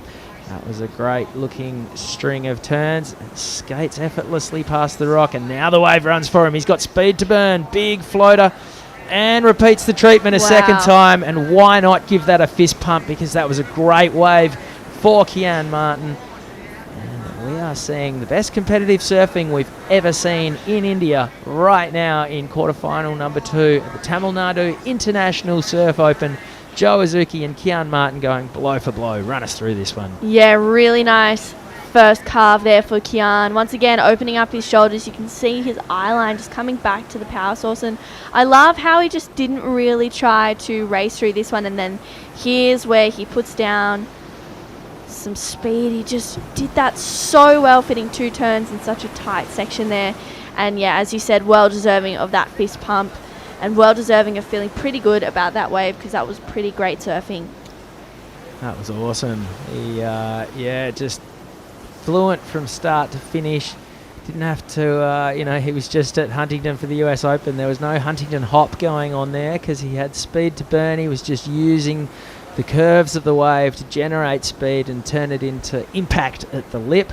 And it is an 8-point ride for Kian Martin. Up into the excellent range, a 15.25 total gives him the lead. Joe Azuki is now chasing a 7.51. And this is how Kian did it. So the first turn was just fluent. Great technique. Opened the shoulders. Great carve. Facsimile of that for his second turn. Skates past the rock. A little bit of a layback. More just to kind of pace his run. right about now you were thinking, are we going to see an alley-oop? Because he was aiming. We saw him do a big punt yesterday. Instead, the floater. And then this little bonus, just getting there to jam it right up into the lip through plenty of sprays. He got vertically super quick. And it just added this big crescendo to his performance on that wave that the judges ate up. And it is an 8-point ride for Kian Martin.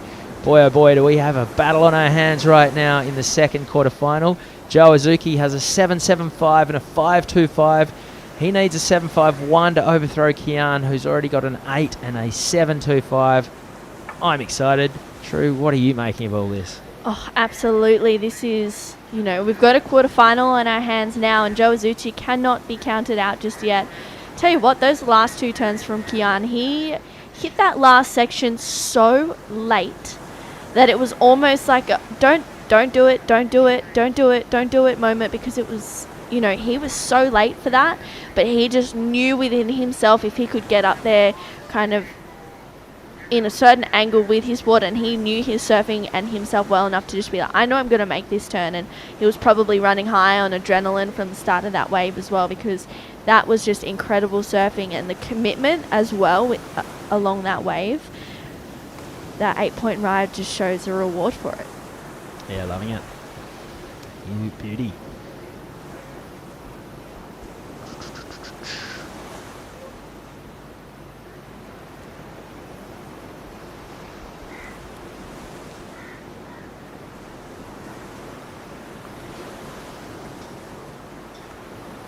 All right, 8 minutes to go. Joe Azuki has priority.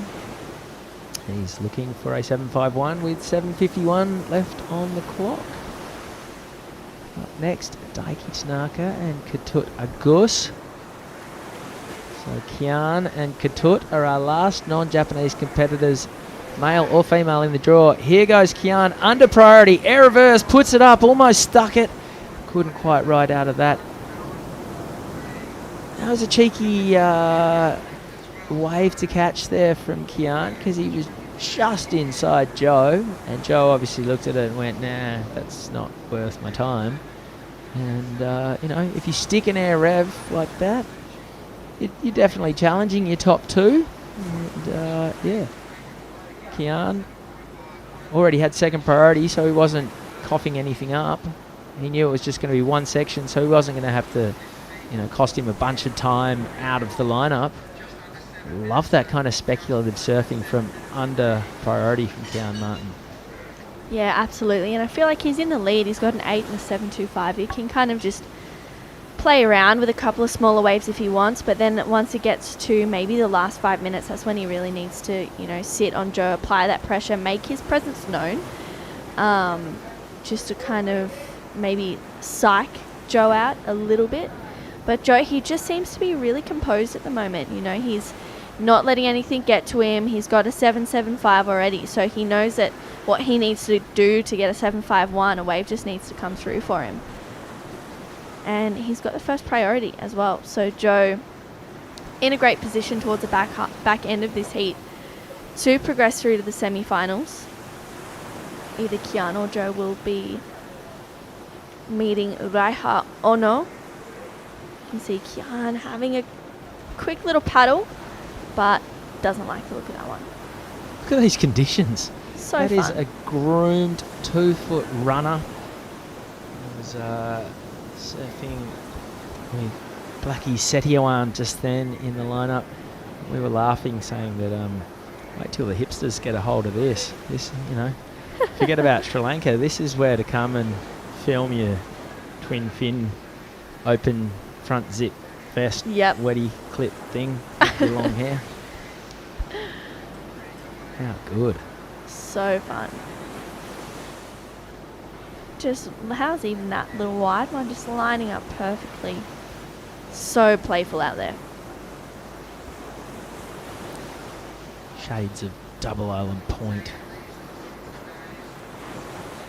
Back a little bit north of somewhere in Queensland. The world's least secret spot. Yeah, I was going to say. 400 four-wheel drives on the beach all yelling at each other that they shouldn't be there. don't take any photos. But they do anyway. 4.5 minutes to go. Kian Martin in the lead with an 8 and a 7.25. I'm going to suggest that's the highest scoring two-wave total of the event so far, and why not? The waves are the best we've seen at the Tamil Nadu International Surf Open to this point. And fingers crossed, this is just a precursor of what we're looking at tomorrow for finals day. We have, after this, there will be 8 heats to run, the whole event. And tomorrow there'll be 6. Stoked. Can't believe how quickly it's gone. Feels insane. Wow. It's already got to that point where people are starting to talk about, what are you up to next week? Don't want to hear it. You're staying in India, right? I am staying in India, yes. Run us through this one. Mama Starling's on the Big Bird coming into town. She'll be flying into Chennai. Yep. Flying over the Chennai Super Kings Stadium right there on the beach. Adding to the 12.4 million people in India's 6th largest city. I know. And then what does she do? Mama makes her way here. She comes here for a day or two, and then we're going to go into Chennai on Sunday. Stay the night there and venture around on Sunday for a little bit and just do some touristy things.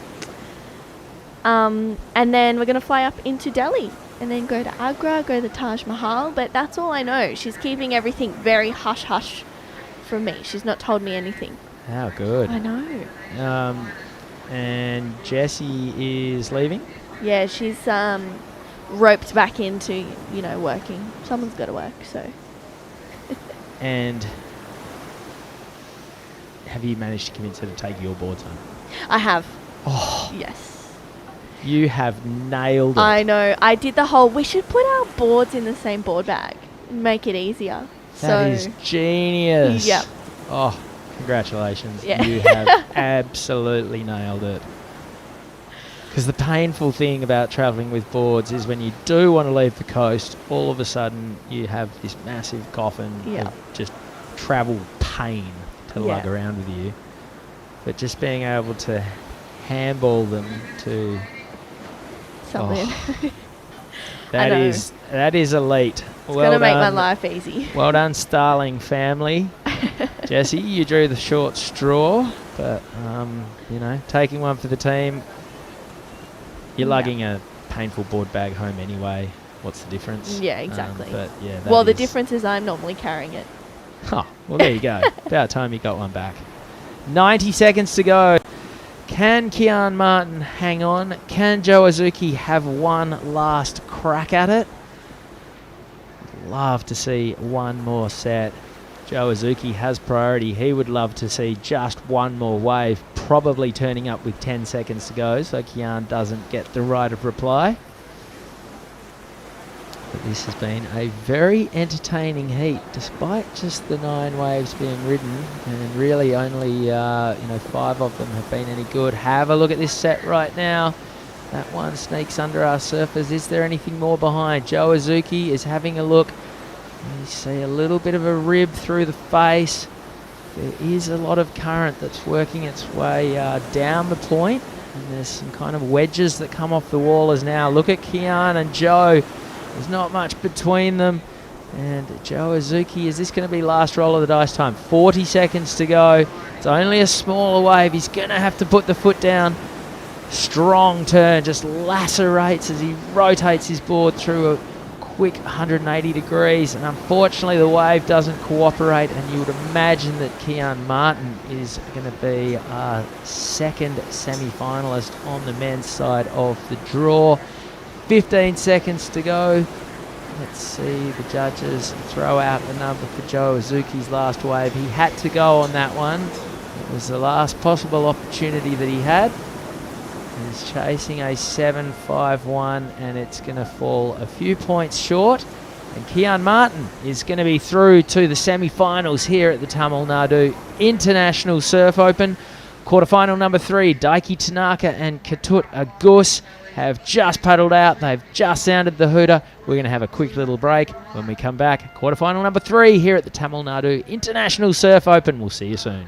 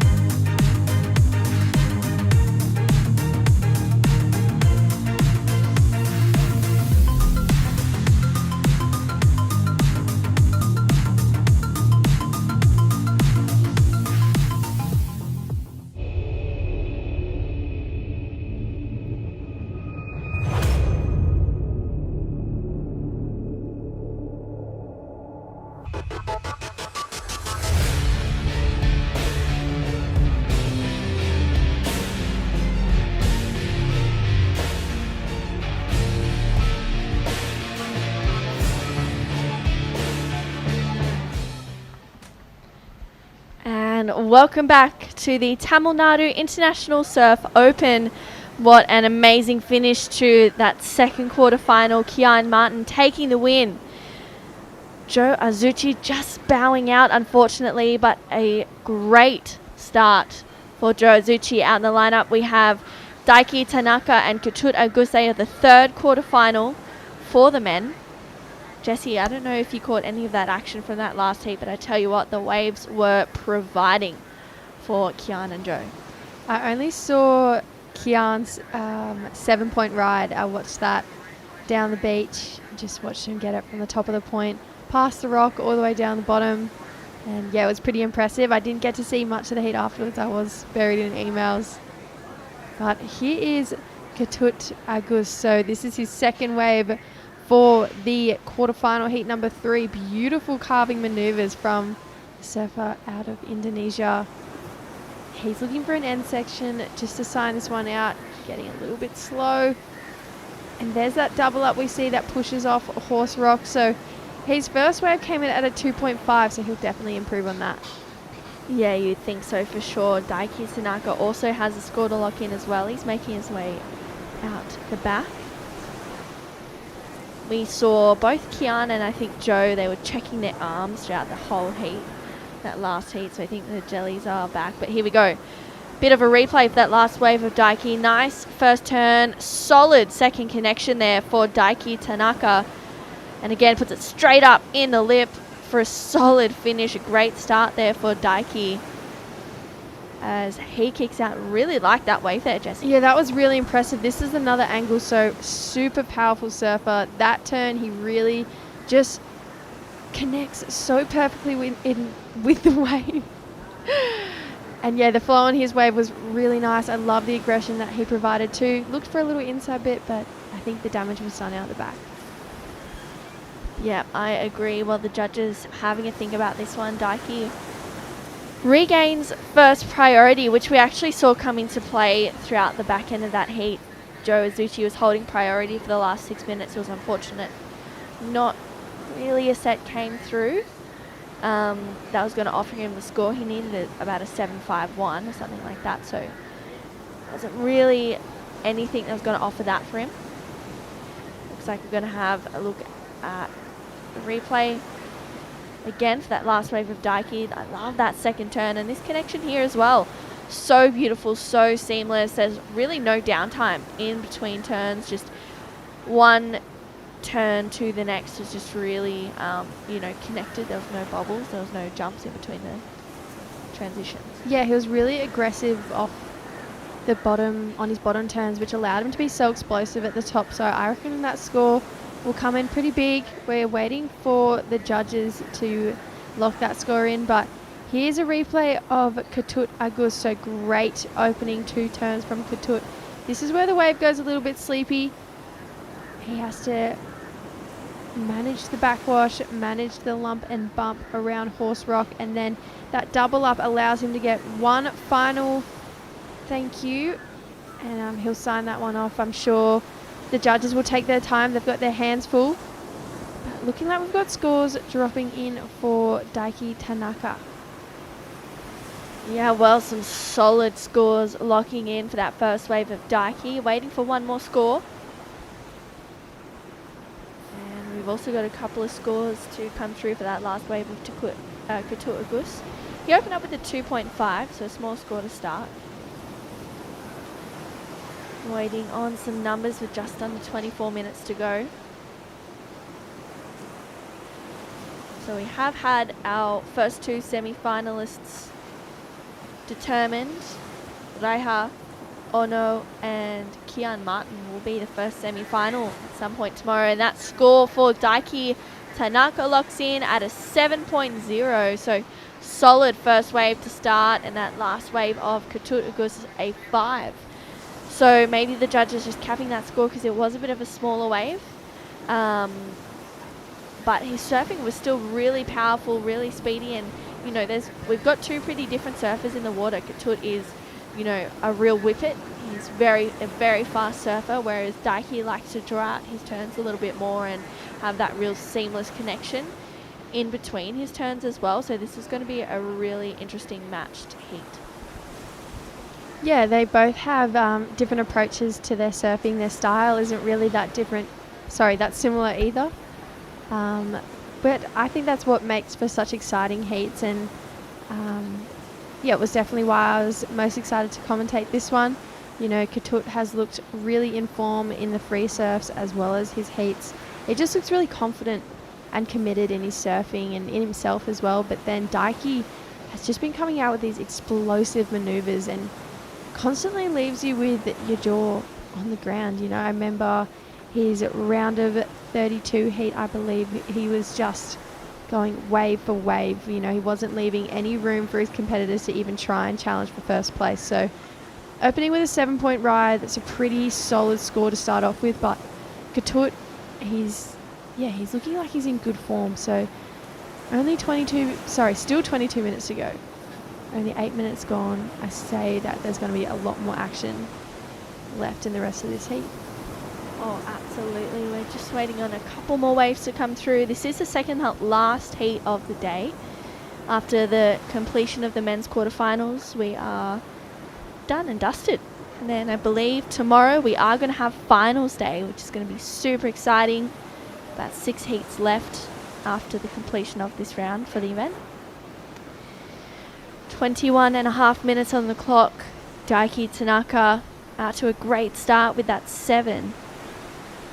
But Ketut Agus holds a lead with a 5 and a 2.5. He's going to want to really lock in a score in the 6s or above to, stay in this heat, especially with Daiki surfing the way that he is. So Ketut's probably going to need to change his wave selection and change his outlook on what waves he wants to get. Maybe wait for a set to come through and really open up on that. Yeah, we've seen with the tide slowly dropping out, it's about this mid-tide that we really see Mahab's point shine and show us, its true colours and the true characters of the wave, and that's definitely why the event coordinator and the head judge decided to put it on hold for a little while so we can wait to have these perfect conditions for the next hour and a half. It is a bit of a lull right now, but yeah, these men, as you said, looking for the best waves. It is a 2-man heat, which I think is the most exciting types of heat you can surf. You can go wave for wave with your competitor. So there's no real reason, oh my goodness, for them to take off on the smaller inside ones when Daiki just showed us that if you take off on a set and display good surfing, you will get a 7. Yeah, absolutely. That's the kicker though. You got to display good surfing. But I feel like if you're in the quarterfinals, you're not going to be surfing to the best of your ability, in a sense. Not going to be surfing to the best of your ability. So you're going to be giving it all that you've got. Just under 20 minutes remaining in this one.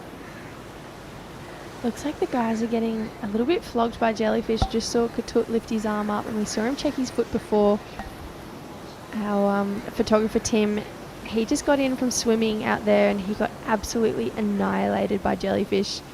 All down his legs. Lucky he had a rash guard on, got all over his hands, and it was actually all over his camera gear at one point.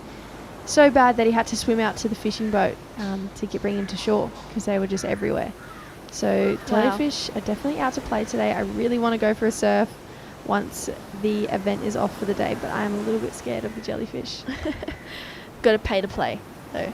I mean, there's waves like that. Something's going to happen where it's like, okay, the waves are pumping, but there's jellyfish out there, which you can avoid, but sometimes they just creep up on you. Here we go, Katut, having a look at this one. Nice first turn to start. Just whips it in the pocket, brings it around for another hard second turn there, and again for a third, just slicing through that one. He brings it around for a nice fourth turn to finish. So 4 really strong turns, really fast turns as well for Katut. So we'll see what that locks in as. It's definitely going to better the 2.5. Yeah, it was great surfing from Katut. It'll definitely better his lineup. I just think the wave size might be capping his score a little bit. So let's run through the replay. That first turn, just a slicing turn. I love how he was patient and waited for that section. Really laid everything into it again on that one, and then finished it off with a bit of a layback, a little bit of variety for that last turn. But yeah, like I said, I think as it was a smaller wave, it might cap his score a little bit. Then again, I'm not a judge, so we'll leave it to the professionals for those ones. But I love the surfing he displayed on this wave. And I think if he can do this on a set, he'll definitely be locking in a pretty major score. Yeah, absolutely. Well, the scores that are locking in still look pretty healthy. A 6.5 for that last wave of Katut. That's what you're looking for. So Katut extending his lead with a 6.5 and a 5. Daiki Tanaka has that 7. He is looking for a 4.5 now to go up into the lead. So Katut is really in the game, locking in that 6.5 second best wave of the heat. Now he's going to want to better that 5, make it harder for Daiki to progress through. You know, 4.5 isn't a solid score out there, and Daiki has first priority. And if there's a couple of sets on the way, you know, he is well and truly able to lock in that 7. Or another 7, I should say. Yeah, I'd love to see a little flurry of sets come through. These guys, such talented surfers. One from Japan, one from Indonesia. So Katut, the sole Indonesian left in this draw. I'm sure he wants to fly the Indonesian flag all the way to the final. But Daiki, you know, already with that 7-point ride, he is a hard competitor to come up against. So we'll see if Daiki can challenge first place, get that 4.5. Love to see both the competitors lock in. Imagine, you know, we had 4 9s. It all came down to who got the highest 9. So there's definitely waves out there that can offer excellent surfing. We saw excellent scores in the last heat. And yeah, so we're almost halfway down. So hopefully a little bit more action in the back half of the heat. Absolutely. So we've got just on 16 minutes to go. Katut Agus holding down the lead so far with a 6.5 and a 5. Daiki Tanaka opening up with a 7. He's patiently waiting to back this one up. He knows what he needs at 4.5. Now he's just going to wait for a set to come through and lock in another good score. This has been a great heat so far. Only 4 waves ridden, so a little bit slow on the wave front, but surfing wise it has been pretty powerful. Katut had a little look there. He can kind of play around under priority, do whatever he wants really, I guess, right now, because Daiki seems like he's looking for a particular type of wave. Yeah, Daiki's definitely been pretty great with his wave selection through all of his heats. He's just waited a little bit longer for those steeper, bigger and more powerful waves, you know, like the one that we saw him get his 7 on. I think it's a pretty good strategy. However, if it does lull for this next 14 minutes, which we all hope it doesn't, he might have to change his strategy and try and get a smaller one like Katut did. And, you know, Katut was able to get a 6.5. So if Daikin can get a smaller one like that and display the kind of surfing that Katut did, he can definitely challenge that 4.5.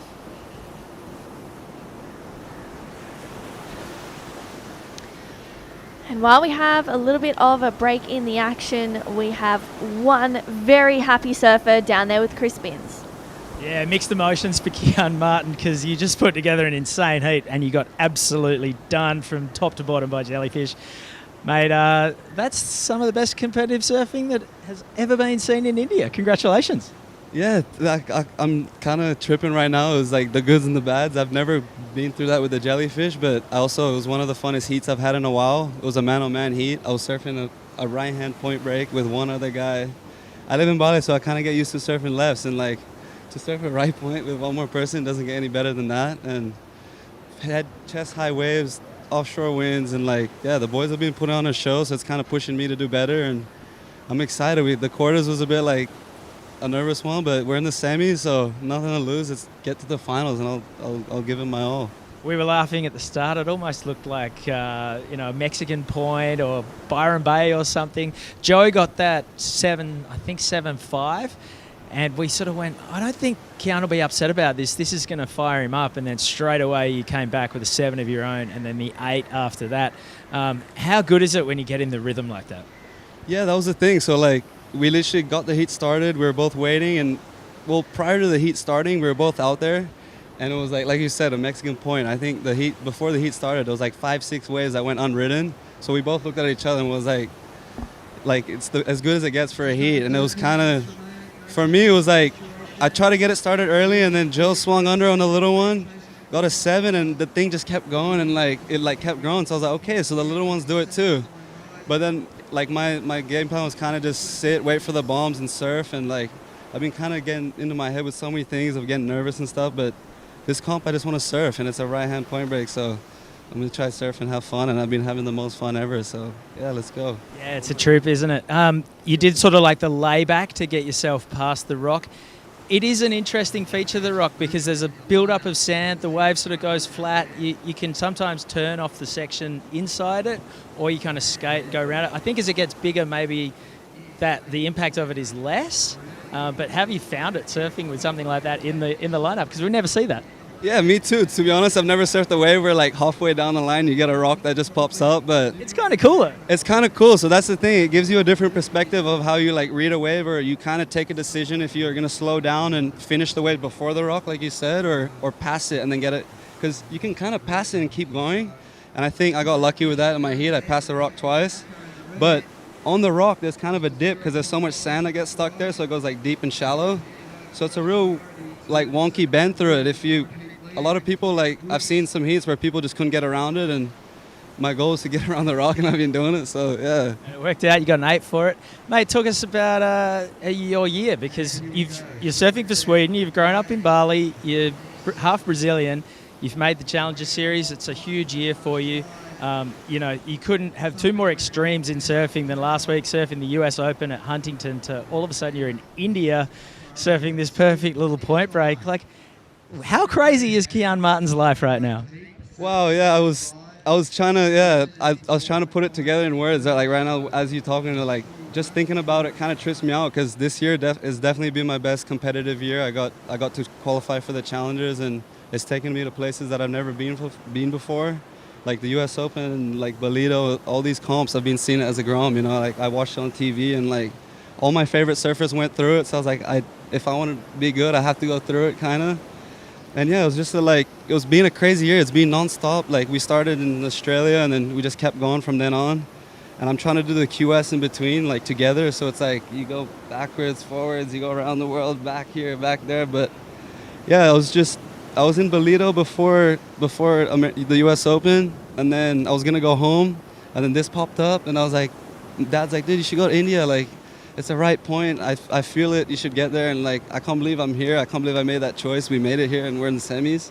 So, yeah, crazy. Surfing is kind of crazy. Like, it takes like I don't know what I would do without surfing, and I'm just happy for everything that's happening. And I want to say thank you to everyone that's been helping me do it. Without you guys, I couldn't do it. My friends, my sponsors, everyone behind the scenes. I can't thank you all because there's too many of you, and I just want to say I love you to everyone. Thank you so much for letting me follow my dreams, and yeah, let's keep going.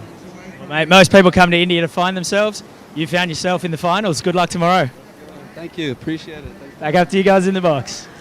Awesome. Thanks, Binzi. And one pretty happy Kian Martin there as well. He did look like he got a little bit done up by some jellyfish there, but I tell you what, that did not bring his mood down at all. In that break, we did see a couple of, I guess, mishaps there from Daiki Tanaka. Used his priority and just caught a bit of rail, I think. Yeah, used his priority on a good-looking wave. I think maybe his wax might be a little bit slippery. I know myself, if I sit for too long or if my board's underwater for too long, I find my wax becomes super slippery. I'm not sure if it's the same for other people, but some of the other competitors I've spoken to, they've had that issue as well. So potentially a little bit of nerves, maybe a little bit of slippery wax. But it was a good-looking wave, so it was unfortunate for Daiki, but it looks like he might be having a little look at this wider one right now. So here goes our surfer in red. Great first turn, looking for a 4.5, carves back. This is usually where we see the wave stand up a little bit more. Finishes that one off, but puts on the exclamation mark on the end. So looking for a 4.5. One of those wider ones. I dare say he'll get it. His last wave was a 2.1. We'll leave that one to the judges. A little bit of a slower heat, this one. But still some excellent scores locked in.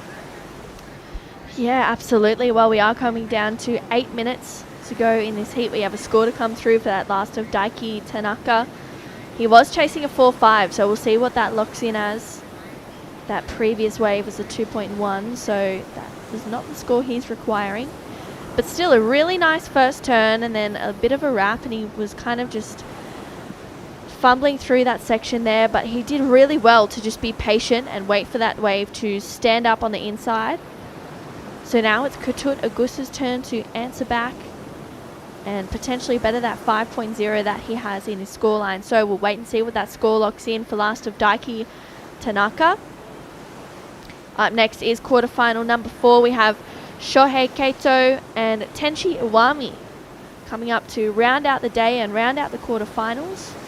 Then we'll have 4 men and 4 women left in the event, which is pretty insane. All right, that last wave of Daiki, a 4.15, that was not enough. So let's have a look at the replay. He was chasing a 4.15. Nice first turn there, but this is kind of where it goes a little bit slow. That second turn was a bit lackluster, didn't have much to it. And then tags it for a finish, so a nice finish there for Daiki, but not the score that he was requiring. Jessie.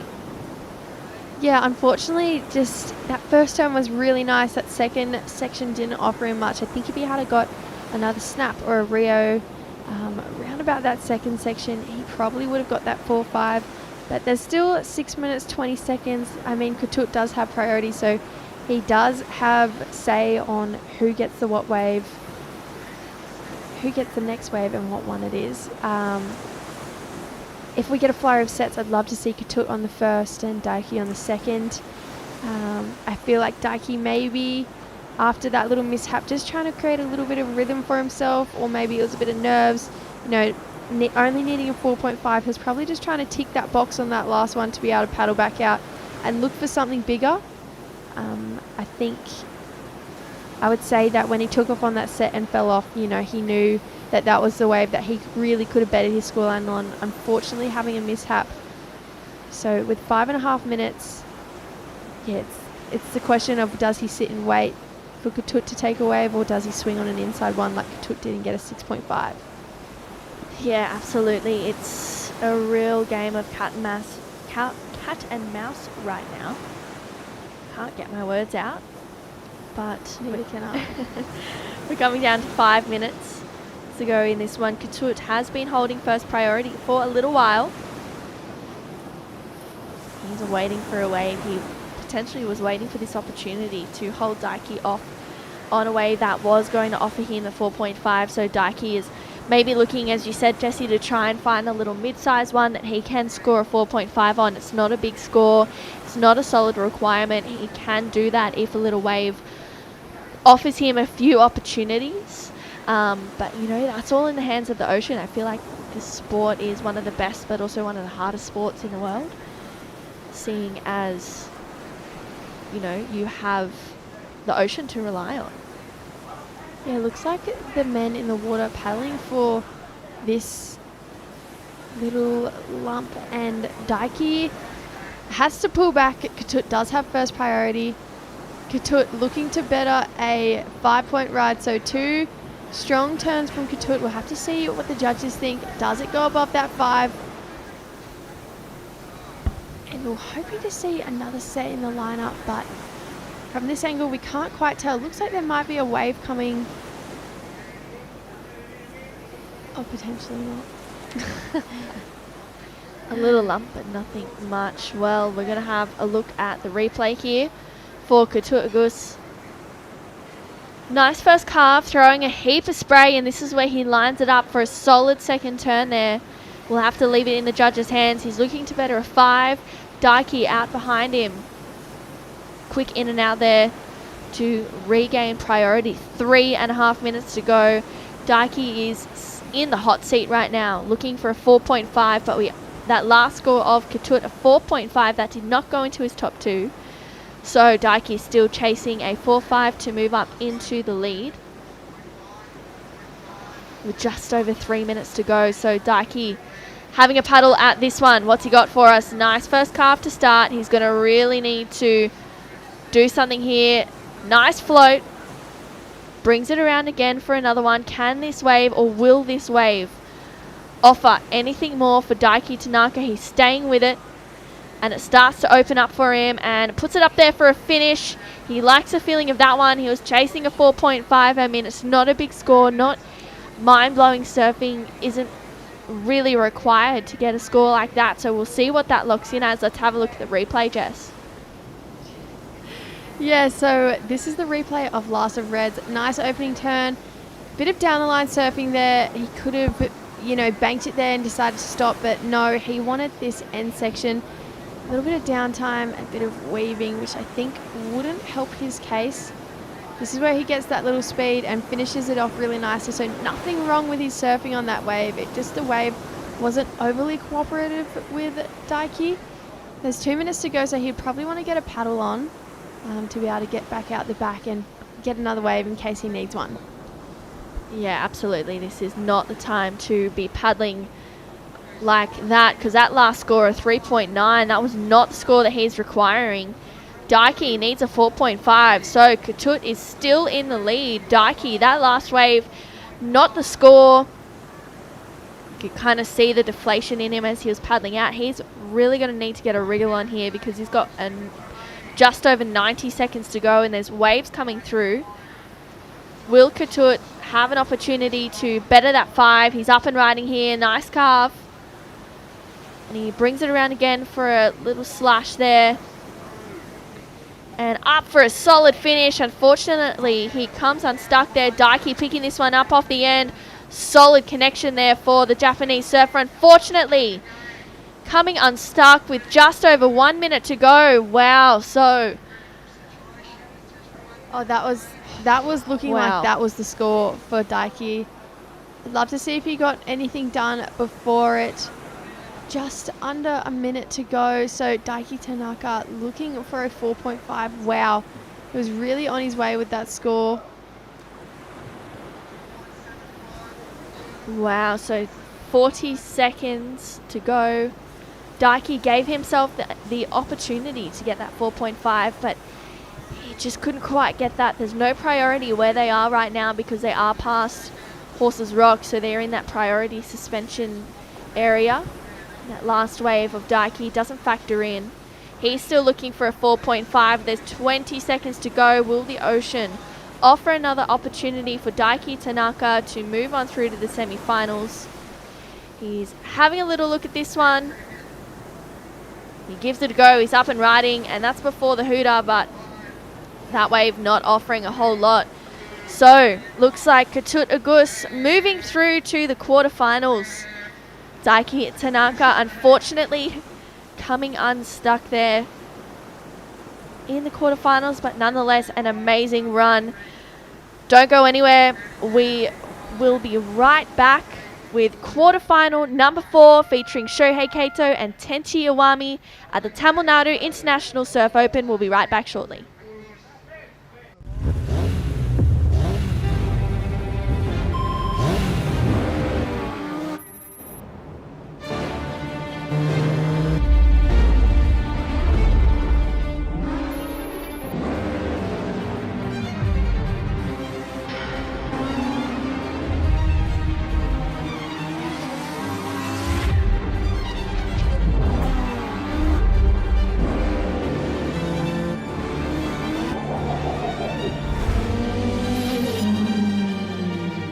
ஒவ்வொரு பிசினஸோட அளவும் ஒவ்வொரு மாதிரி இருக்கும். சின்னது, பெருசு, இப்படி.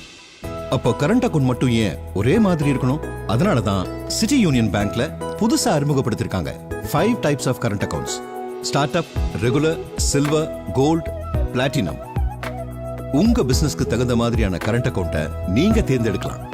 ஒவ்வொரு current அக்கவுண்ட்டுக்கும் தனித்தனியா நிறைய வசதிகள் இருக்கு. இதுதான் உங்க பிசினஸ்க்கு துணை நிற்கும் சிட்டி யூனியன் பேங்கின் 5 கரண்ட் அக்கவுண்ட்ஸ். அதனால இப்போ ஓபன் பண்ணுங்க உங்க பிசினஸ்க்கான உங்க current account. City Union Bank, ராசியான பேங்க், ஈஸியான bank. All right, and welcome back to the final heat of the day. This is day number 4 of the Tamil Nadu International Surf Open here in India, the first ever QS event we've seen here in India. And yeah, we're up to the quarterfinals. It's Shohei Kato taking on Tenchi Iwami. They are both surfers from Japan. Yeah, do you know much about either of them? Yes, the surfer in red, Shohei Kato, he's from Tokyo area and he surfs in Chiba for practicing and doing some coaching over there. And Tenchi Iwami is from Tokyo. Tenchi is from Chiba and he surfs pretty much every day. That's what he does. Well, that's what they do for a living. Yeah, so if they both surf the same place, these guys must be good friends, you think? Yeah, they know each other for sure, but I don't think they surf together every day, but they surf similar close area, so they know each other for sure. Yeah, amazing. Well, both of these guys have had a really good run in this event so far. They've both been pretty exciting surfers to watch. We saw Katut Agus take out Daiki Tanaka on that last one. Unfortunately, Daiki just not capitalizing on the second set that he found himself on. I think maybe his wax was a little slippery. Yeah, I surfed this morning here and I kind of found out that water is kind of slippery out there. Yeah, I agree. Every time I've surfed, I've found maybe after about 20 minutes in the water, my wax gets really slippery. Absolutely, yes. I feel like maybe there's a bit of oil in the water or something, yeah. But that must be happen for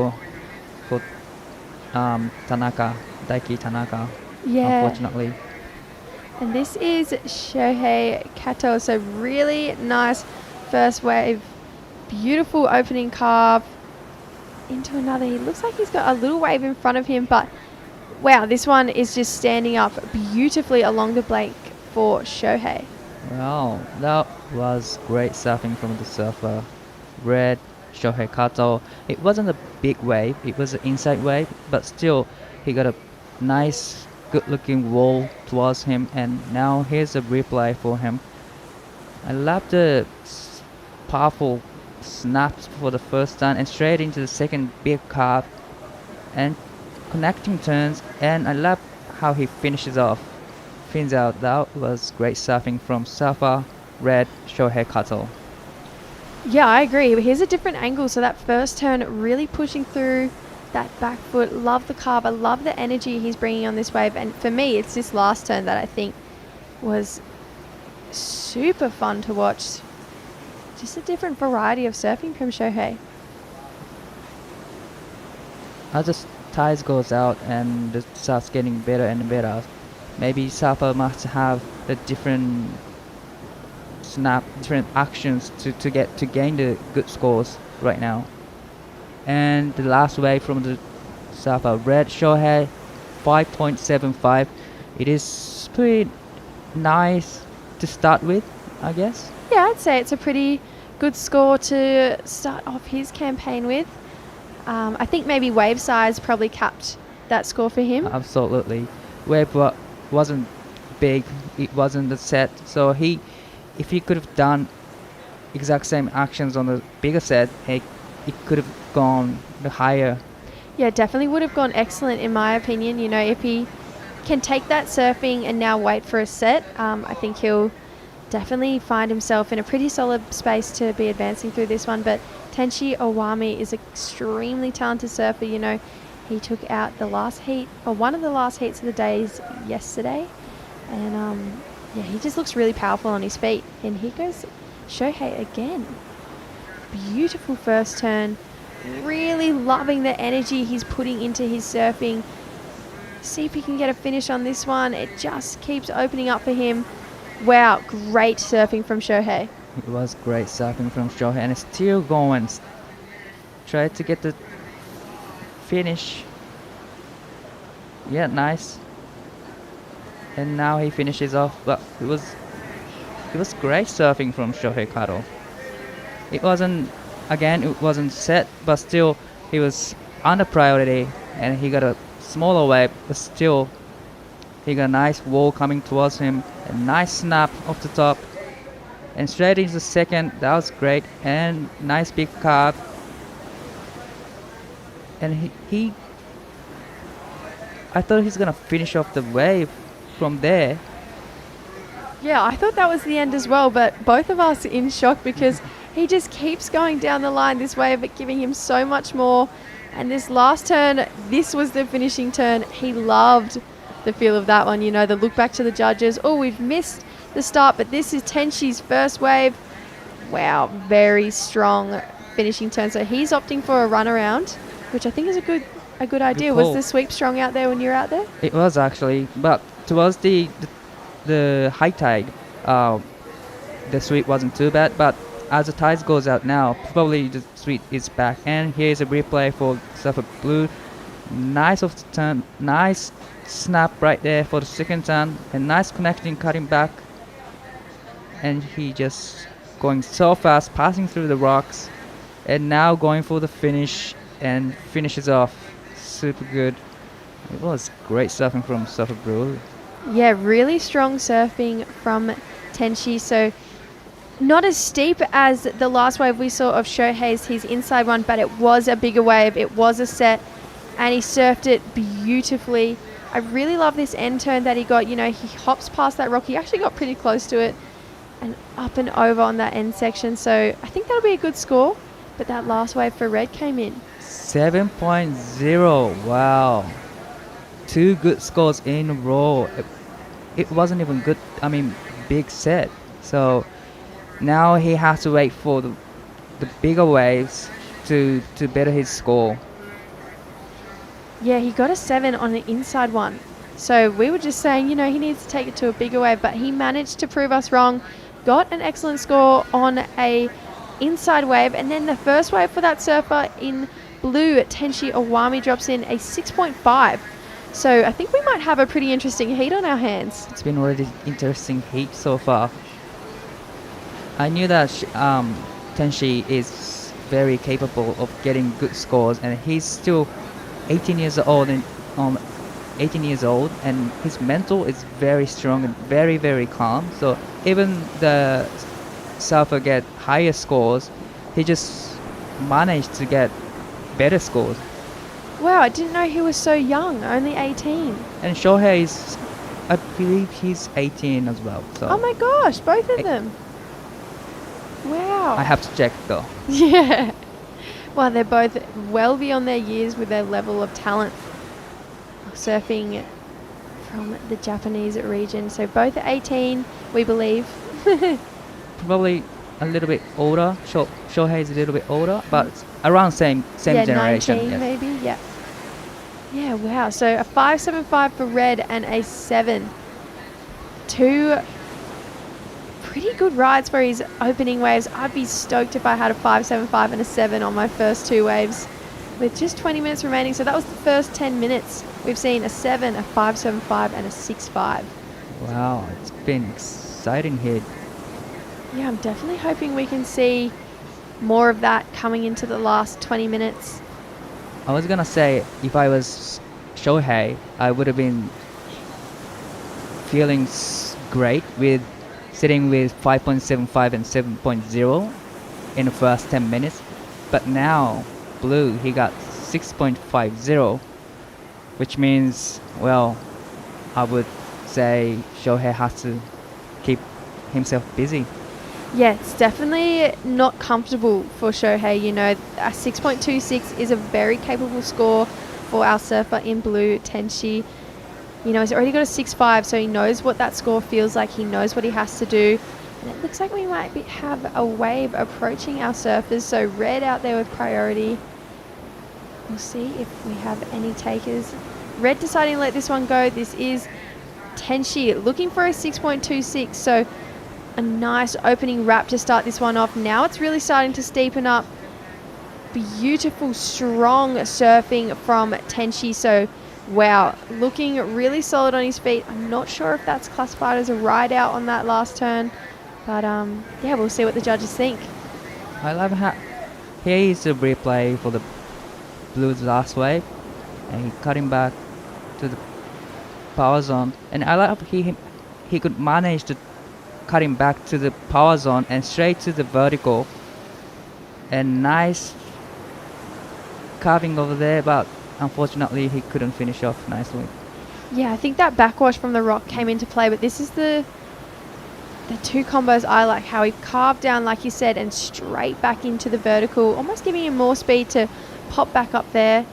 But yeah, the backwash just from the rock definitely pushed him off the edge of that wave. So we'll see what the judges think. A 6.26. If you're a judge, would you give it to him?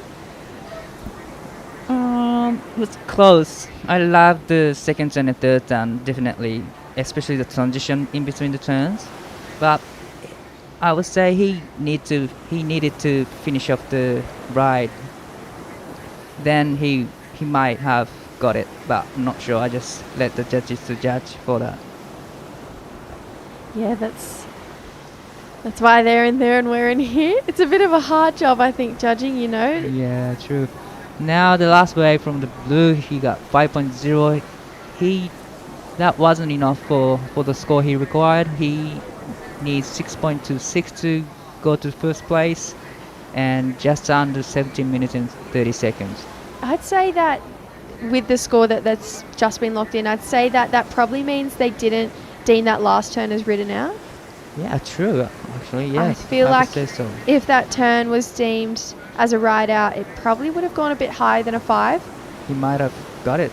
I think so. It was really crisp surfing from Tenshi. So just wave selection for our surfer in blue. So Shohei still sitting out there with priority and looking to better a 5.75. He's got a 7, so we know he can do that. For sure. And he's good at air game as well. So we haven't seen him doing some airs. So I'm just waiting for him to do something bigger. I would love to see one of the competitors take to the air. You know, we haven't really seen too many airs. I think Kian did one in one of his opening rounds, and a few from one of our Philippine contestants. But yeah, there hasn't been too much above the lip action in this event. You know, I would definitely appreciate some more. So yeah, if Shohei can take to the air, that'd be great entertainment for us. That would be great to see that. Something that he probably practices at his home break. And tell me where these guys surf. Is it similar to this? Yes. Yeah? It's kind of similar to this condition, and that's why they are capable of doing anything on this kind of condition. And Shohei Kato, he skates as well, and he's really, really good skating too. Is he? Yeah, I think there's definitely a direct coloration. between surfing and skating. Yes. I think, when we were growing up, we definitely we skated, and I think so when we went from surfing a foamy to surfing a shortboard, because we skated, it definitely made the transition a little bit easier for us. Exactly. Especially these years, surfers need to do air games, and just practicing skating is really good for improving the air games. Yeah, I 100% agree. And also, I think that, in Australia we have the High Performance Centre, and they have these massive skate ramps in there, and trampolines, so that our junior development and even anyone who wants to learn an air can use those facilities to better their repertoire and learn how to go above the lip. So does Japan have anything like that? We don't really have exact same thing, but like individually they just practice at the skate park or like with their coach. So we don't have the kind of facility right now, but I love to see that one coming. Yeah, I'd love to see that for Japan as well. And while it's quiet in the lineup, I think we're going to head down to True with the winner of our last heat, the very happy Ketut Agus. Yeah, thank you, Jessie. Ketut, congratulations. You're moving on through to the semi-finals. How are you feeling? Thank you very much. Yeah, for sure, feeling happy to move to finals day. I really prepared for this event, so let's go. And you're on the Challenger Series as well, so talk to me about the travel that you've been having to doing, as well as, transitioning from the QS to the Challenger Series, and then also having to come back in between events to do QSs as well.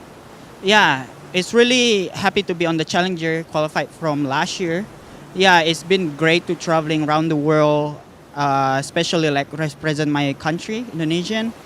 But yeah, it's been tough in Challenger Series, and also I'm really happy to be there. But yeah, I need to be back to Asia region for make it a point, because I missed 2 events, so I need to be join this event. So I need to get a point from here. And you're in the semi-finals, which should be on tomorrow. How are you feeling about that? And are you going to change any of your plans, or are you going to keep things the same? Yeah, for sure. We'll see the waves tomorrow, the situation and the condition. So yeah, I always prepare and I always ready every condition. And would you like to say hi and thanks to anyone watching back at home? Terima kasih semua untuk supportnya, support terus Indonesia. Ya, terima kasih untuk PSOI terutama dan sponsor. Ya, pokoknya support terus Indonesia. Indonesia pasti bisa. Terima kasih. Thanks, Ketut. Yeah, that was winner of the last heat, Ketut. He is just one of the happiest competitors going around. I really enjoy stopping and chatting with Ketut. And yeah, the last man standing for the Indonesian region over here. And I think it'd be really hard, especially for Kian as well. They do so much traveling on the Challenger Series, and it's not cheap. Yeah. And there's no, there's no home time. They come straight here. But we'll get back to that in just a second. So this is the replay for Shohei. Beautiful first opening turn. Gets a little hung up, and it finishes that one off. So that last one actually didn't go into his top 2. It came in at a 5.5. Wow, that's surprising. Yeah, I thought that first turn was really critical. He showed us a lot of variety. He showed us a lot of what he's got in his repertoire in this heat. And I'm hoping that he can show us more. I really would love to see him go to the air. So hopefully that inspires him to do so. True. But yeah, like I was saying, Kian and Ketut, they're here from the Challenger Series, and they're still displaying such high levels of surfing and not looking like they're tired at all, which, I'm sure they probably are. There's been a lot of traveling, so yeah, good on them for being here. Any of the Japanese Challenger Series surfers here? Yes, Daiki Tanaka from the last heat. He came second. Unfortunately, he got knocked out. But yeah, it must be so tough and hard traveling in between CS and a QS event, and they are everywhere. So probably there's not much time spending with their families, but that's exactly what they want to do. Yeah, I guess you're right. That is their job. And like Kian said, you know, he's gone from being in Bolito to being in Huntington to now in India. So he's really gone all around the world in the last couple months. Wow. And it's looking like we might have a paddle from Shohei. But that one, just a smaller inside one. So Probably he was looking for the same wave that he got for his second wave, and which he got 7.0. The last wave he got was a bit different compared to the other two waves. So maybe he's used to the getting the inside runners. yeah, maybe he's trying to eye out those mid to small size steeper ones, you know, that are running a bit closer and a bit shallower on the sand. However, when those sets come through, they're pretty hard to compete with, you know.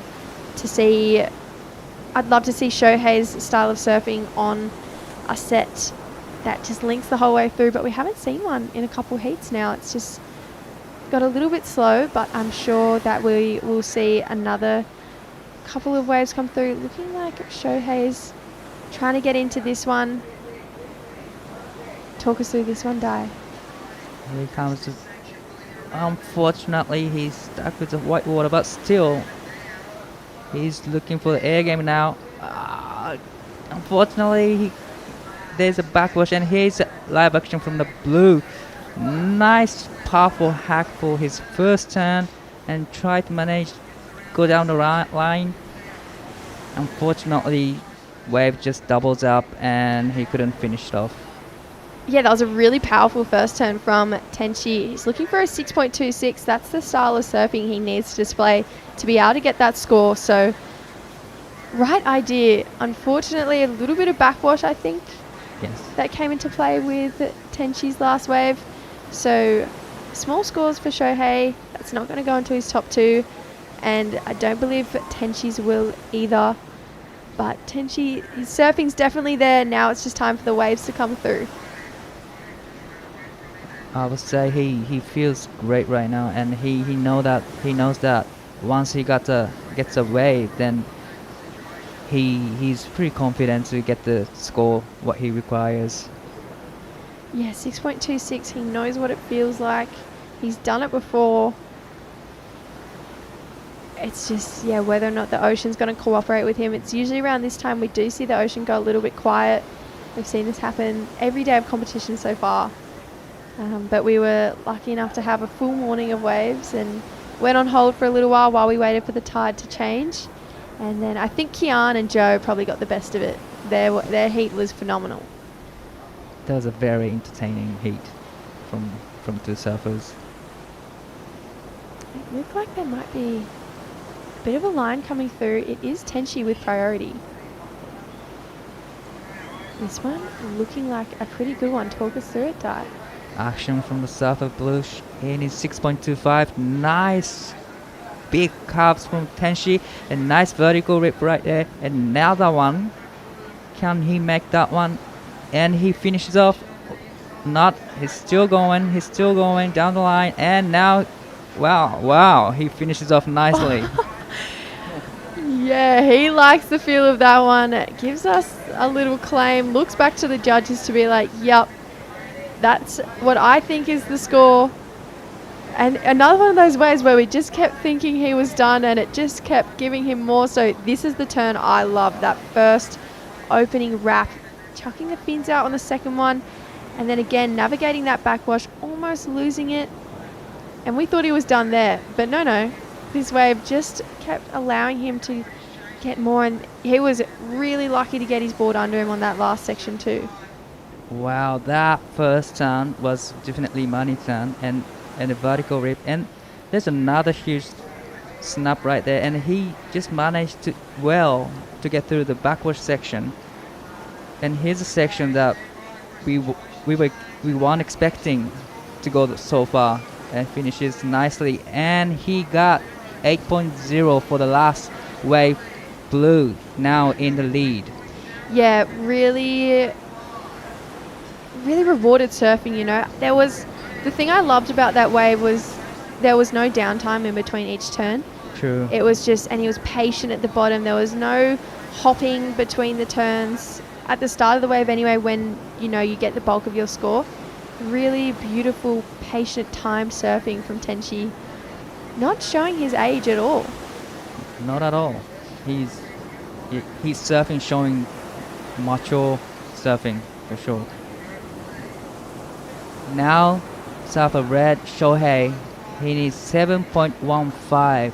It is a big score, but definitely he is capable of getting that score in 5 minutes.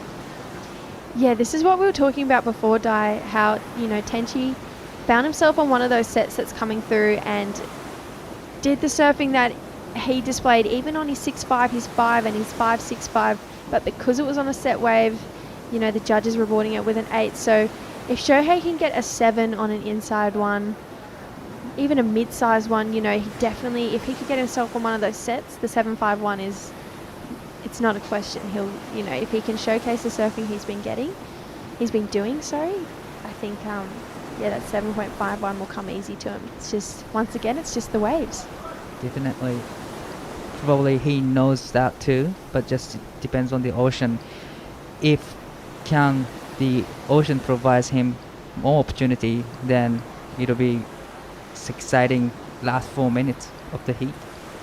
Yeah, so winner of this heat coming up against Ketut Agus, so already a tough matchup with Ketut.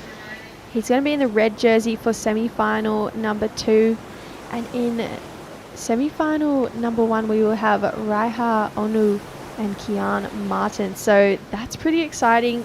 I've been saying throughout the whole event, Raiha for me has been one to watch. He looks really lively on his feet. But Kian, he's been putting up some really strong performances too. So I think that's going to be a really exciting semi-final matchup. Cannot wait to watch the semi-finals tomorrow. Yeah, I can't wait to see who comes up against Ketut. We will know in 3.5 minutes. So blue with the 8 and the 6.5. Tenchi be pretty happy with that scoreline. And red, a 7 and a 5.75. So it's really close between the two. A 7.51 is needed for the surfer in red. But he's got priority, so he's in a good spot. He is in a good spot, just depends on the ocean. If ocean gives him the opportunity, well, it's gonna be exciting last 3 minutes of the heat. Potentially a wave coming through now. It's just whether or not it's going to hit the bank, or if it looks bigger to us from here than it does to them. Surfers opting not, so it's obviously one of those ones that looks a little bit bigger to us here from the drone shot. 2 minutes and almost 30 seconds to go, so time slipping away. The heat has flipped on its head in the last 5 minutes. Can he get another one for Shohei Kato? I would love to see him try. I'd love to see him have a chance to get that 7.51. Unfortunately, we saw Daiki Tanaka in that last one. He needed a 4.5. Definitely got the wave, but just coming unstuck on his second turn. So if Shohei can get the wave, it'll be a matter of, will he keep his cool? Just over 2 minutes remaining. Surfing red, Shohei Kato. He needs 7.51 to get in the lead. Will he get the opportunity? It's looking a little slow out there. Can't see too many waves on the horizon, but I feel like this is one of those waves where it kind of just pops up. It's not one of those ones you can see coming from a little while away. Just sort of stands up in front of you. And here's blue. Tenchi trying to give us a little bit of variety. Unfortunately coming unstuck, but that was some pretty progressive surfing. It was actually, yes. Definitely he knew that he needs to get better than 6.50, and definitely he knew that he needed to do better and do different variety of the maneuvers. Yeah, Tenchi's definitely trying to put the pressure on Shohei, trying to better that 6.5. I love your analyze on his surfing. He knows he has to go a little bit harder than what he has been to be able to improve on that 6.5. Ocean looking really sleepy. We're down to 45 seconds to go. Well, this is really stressful moment for surfer in red, Shohei Kato for sure. Just over 30 seconds remaining. He needs 7.51. Yeah, it's looking pretty quiet. I'm sure these 30 seconds are going really quick for Shohei and really slow for Tenchi. Maybe a potential little wave coming through.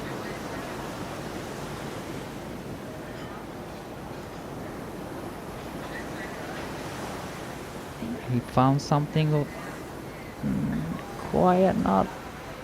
No waves are going to come through for the surfer in red, Shohei. So unfortunately, Shohei not getting the opportunity to try and get that 7.51, but that's some beautiful sportsmanship that we see between Tenchi and Shohei. So that is the last heat of the day for us today. We are wrapping it up. Hopefully finals day tomorrow. If not, Sunday. We still have 2 more days of the waiting period left and only 6 heats to go. And so that's all from us today. We will be signing out, but don't go anywhere as we do have highlights from today that you can watch. Thanks, guys. See you tomorrow. See you tomorrow.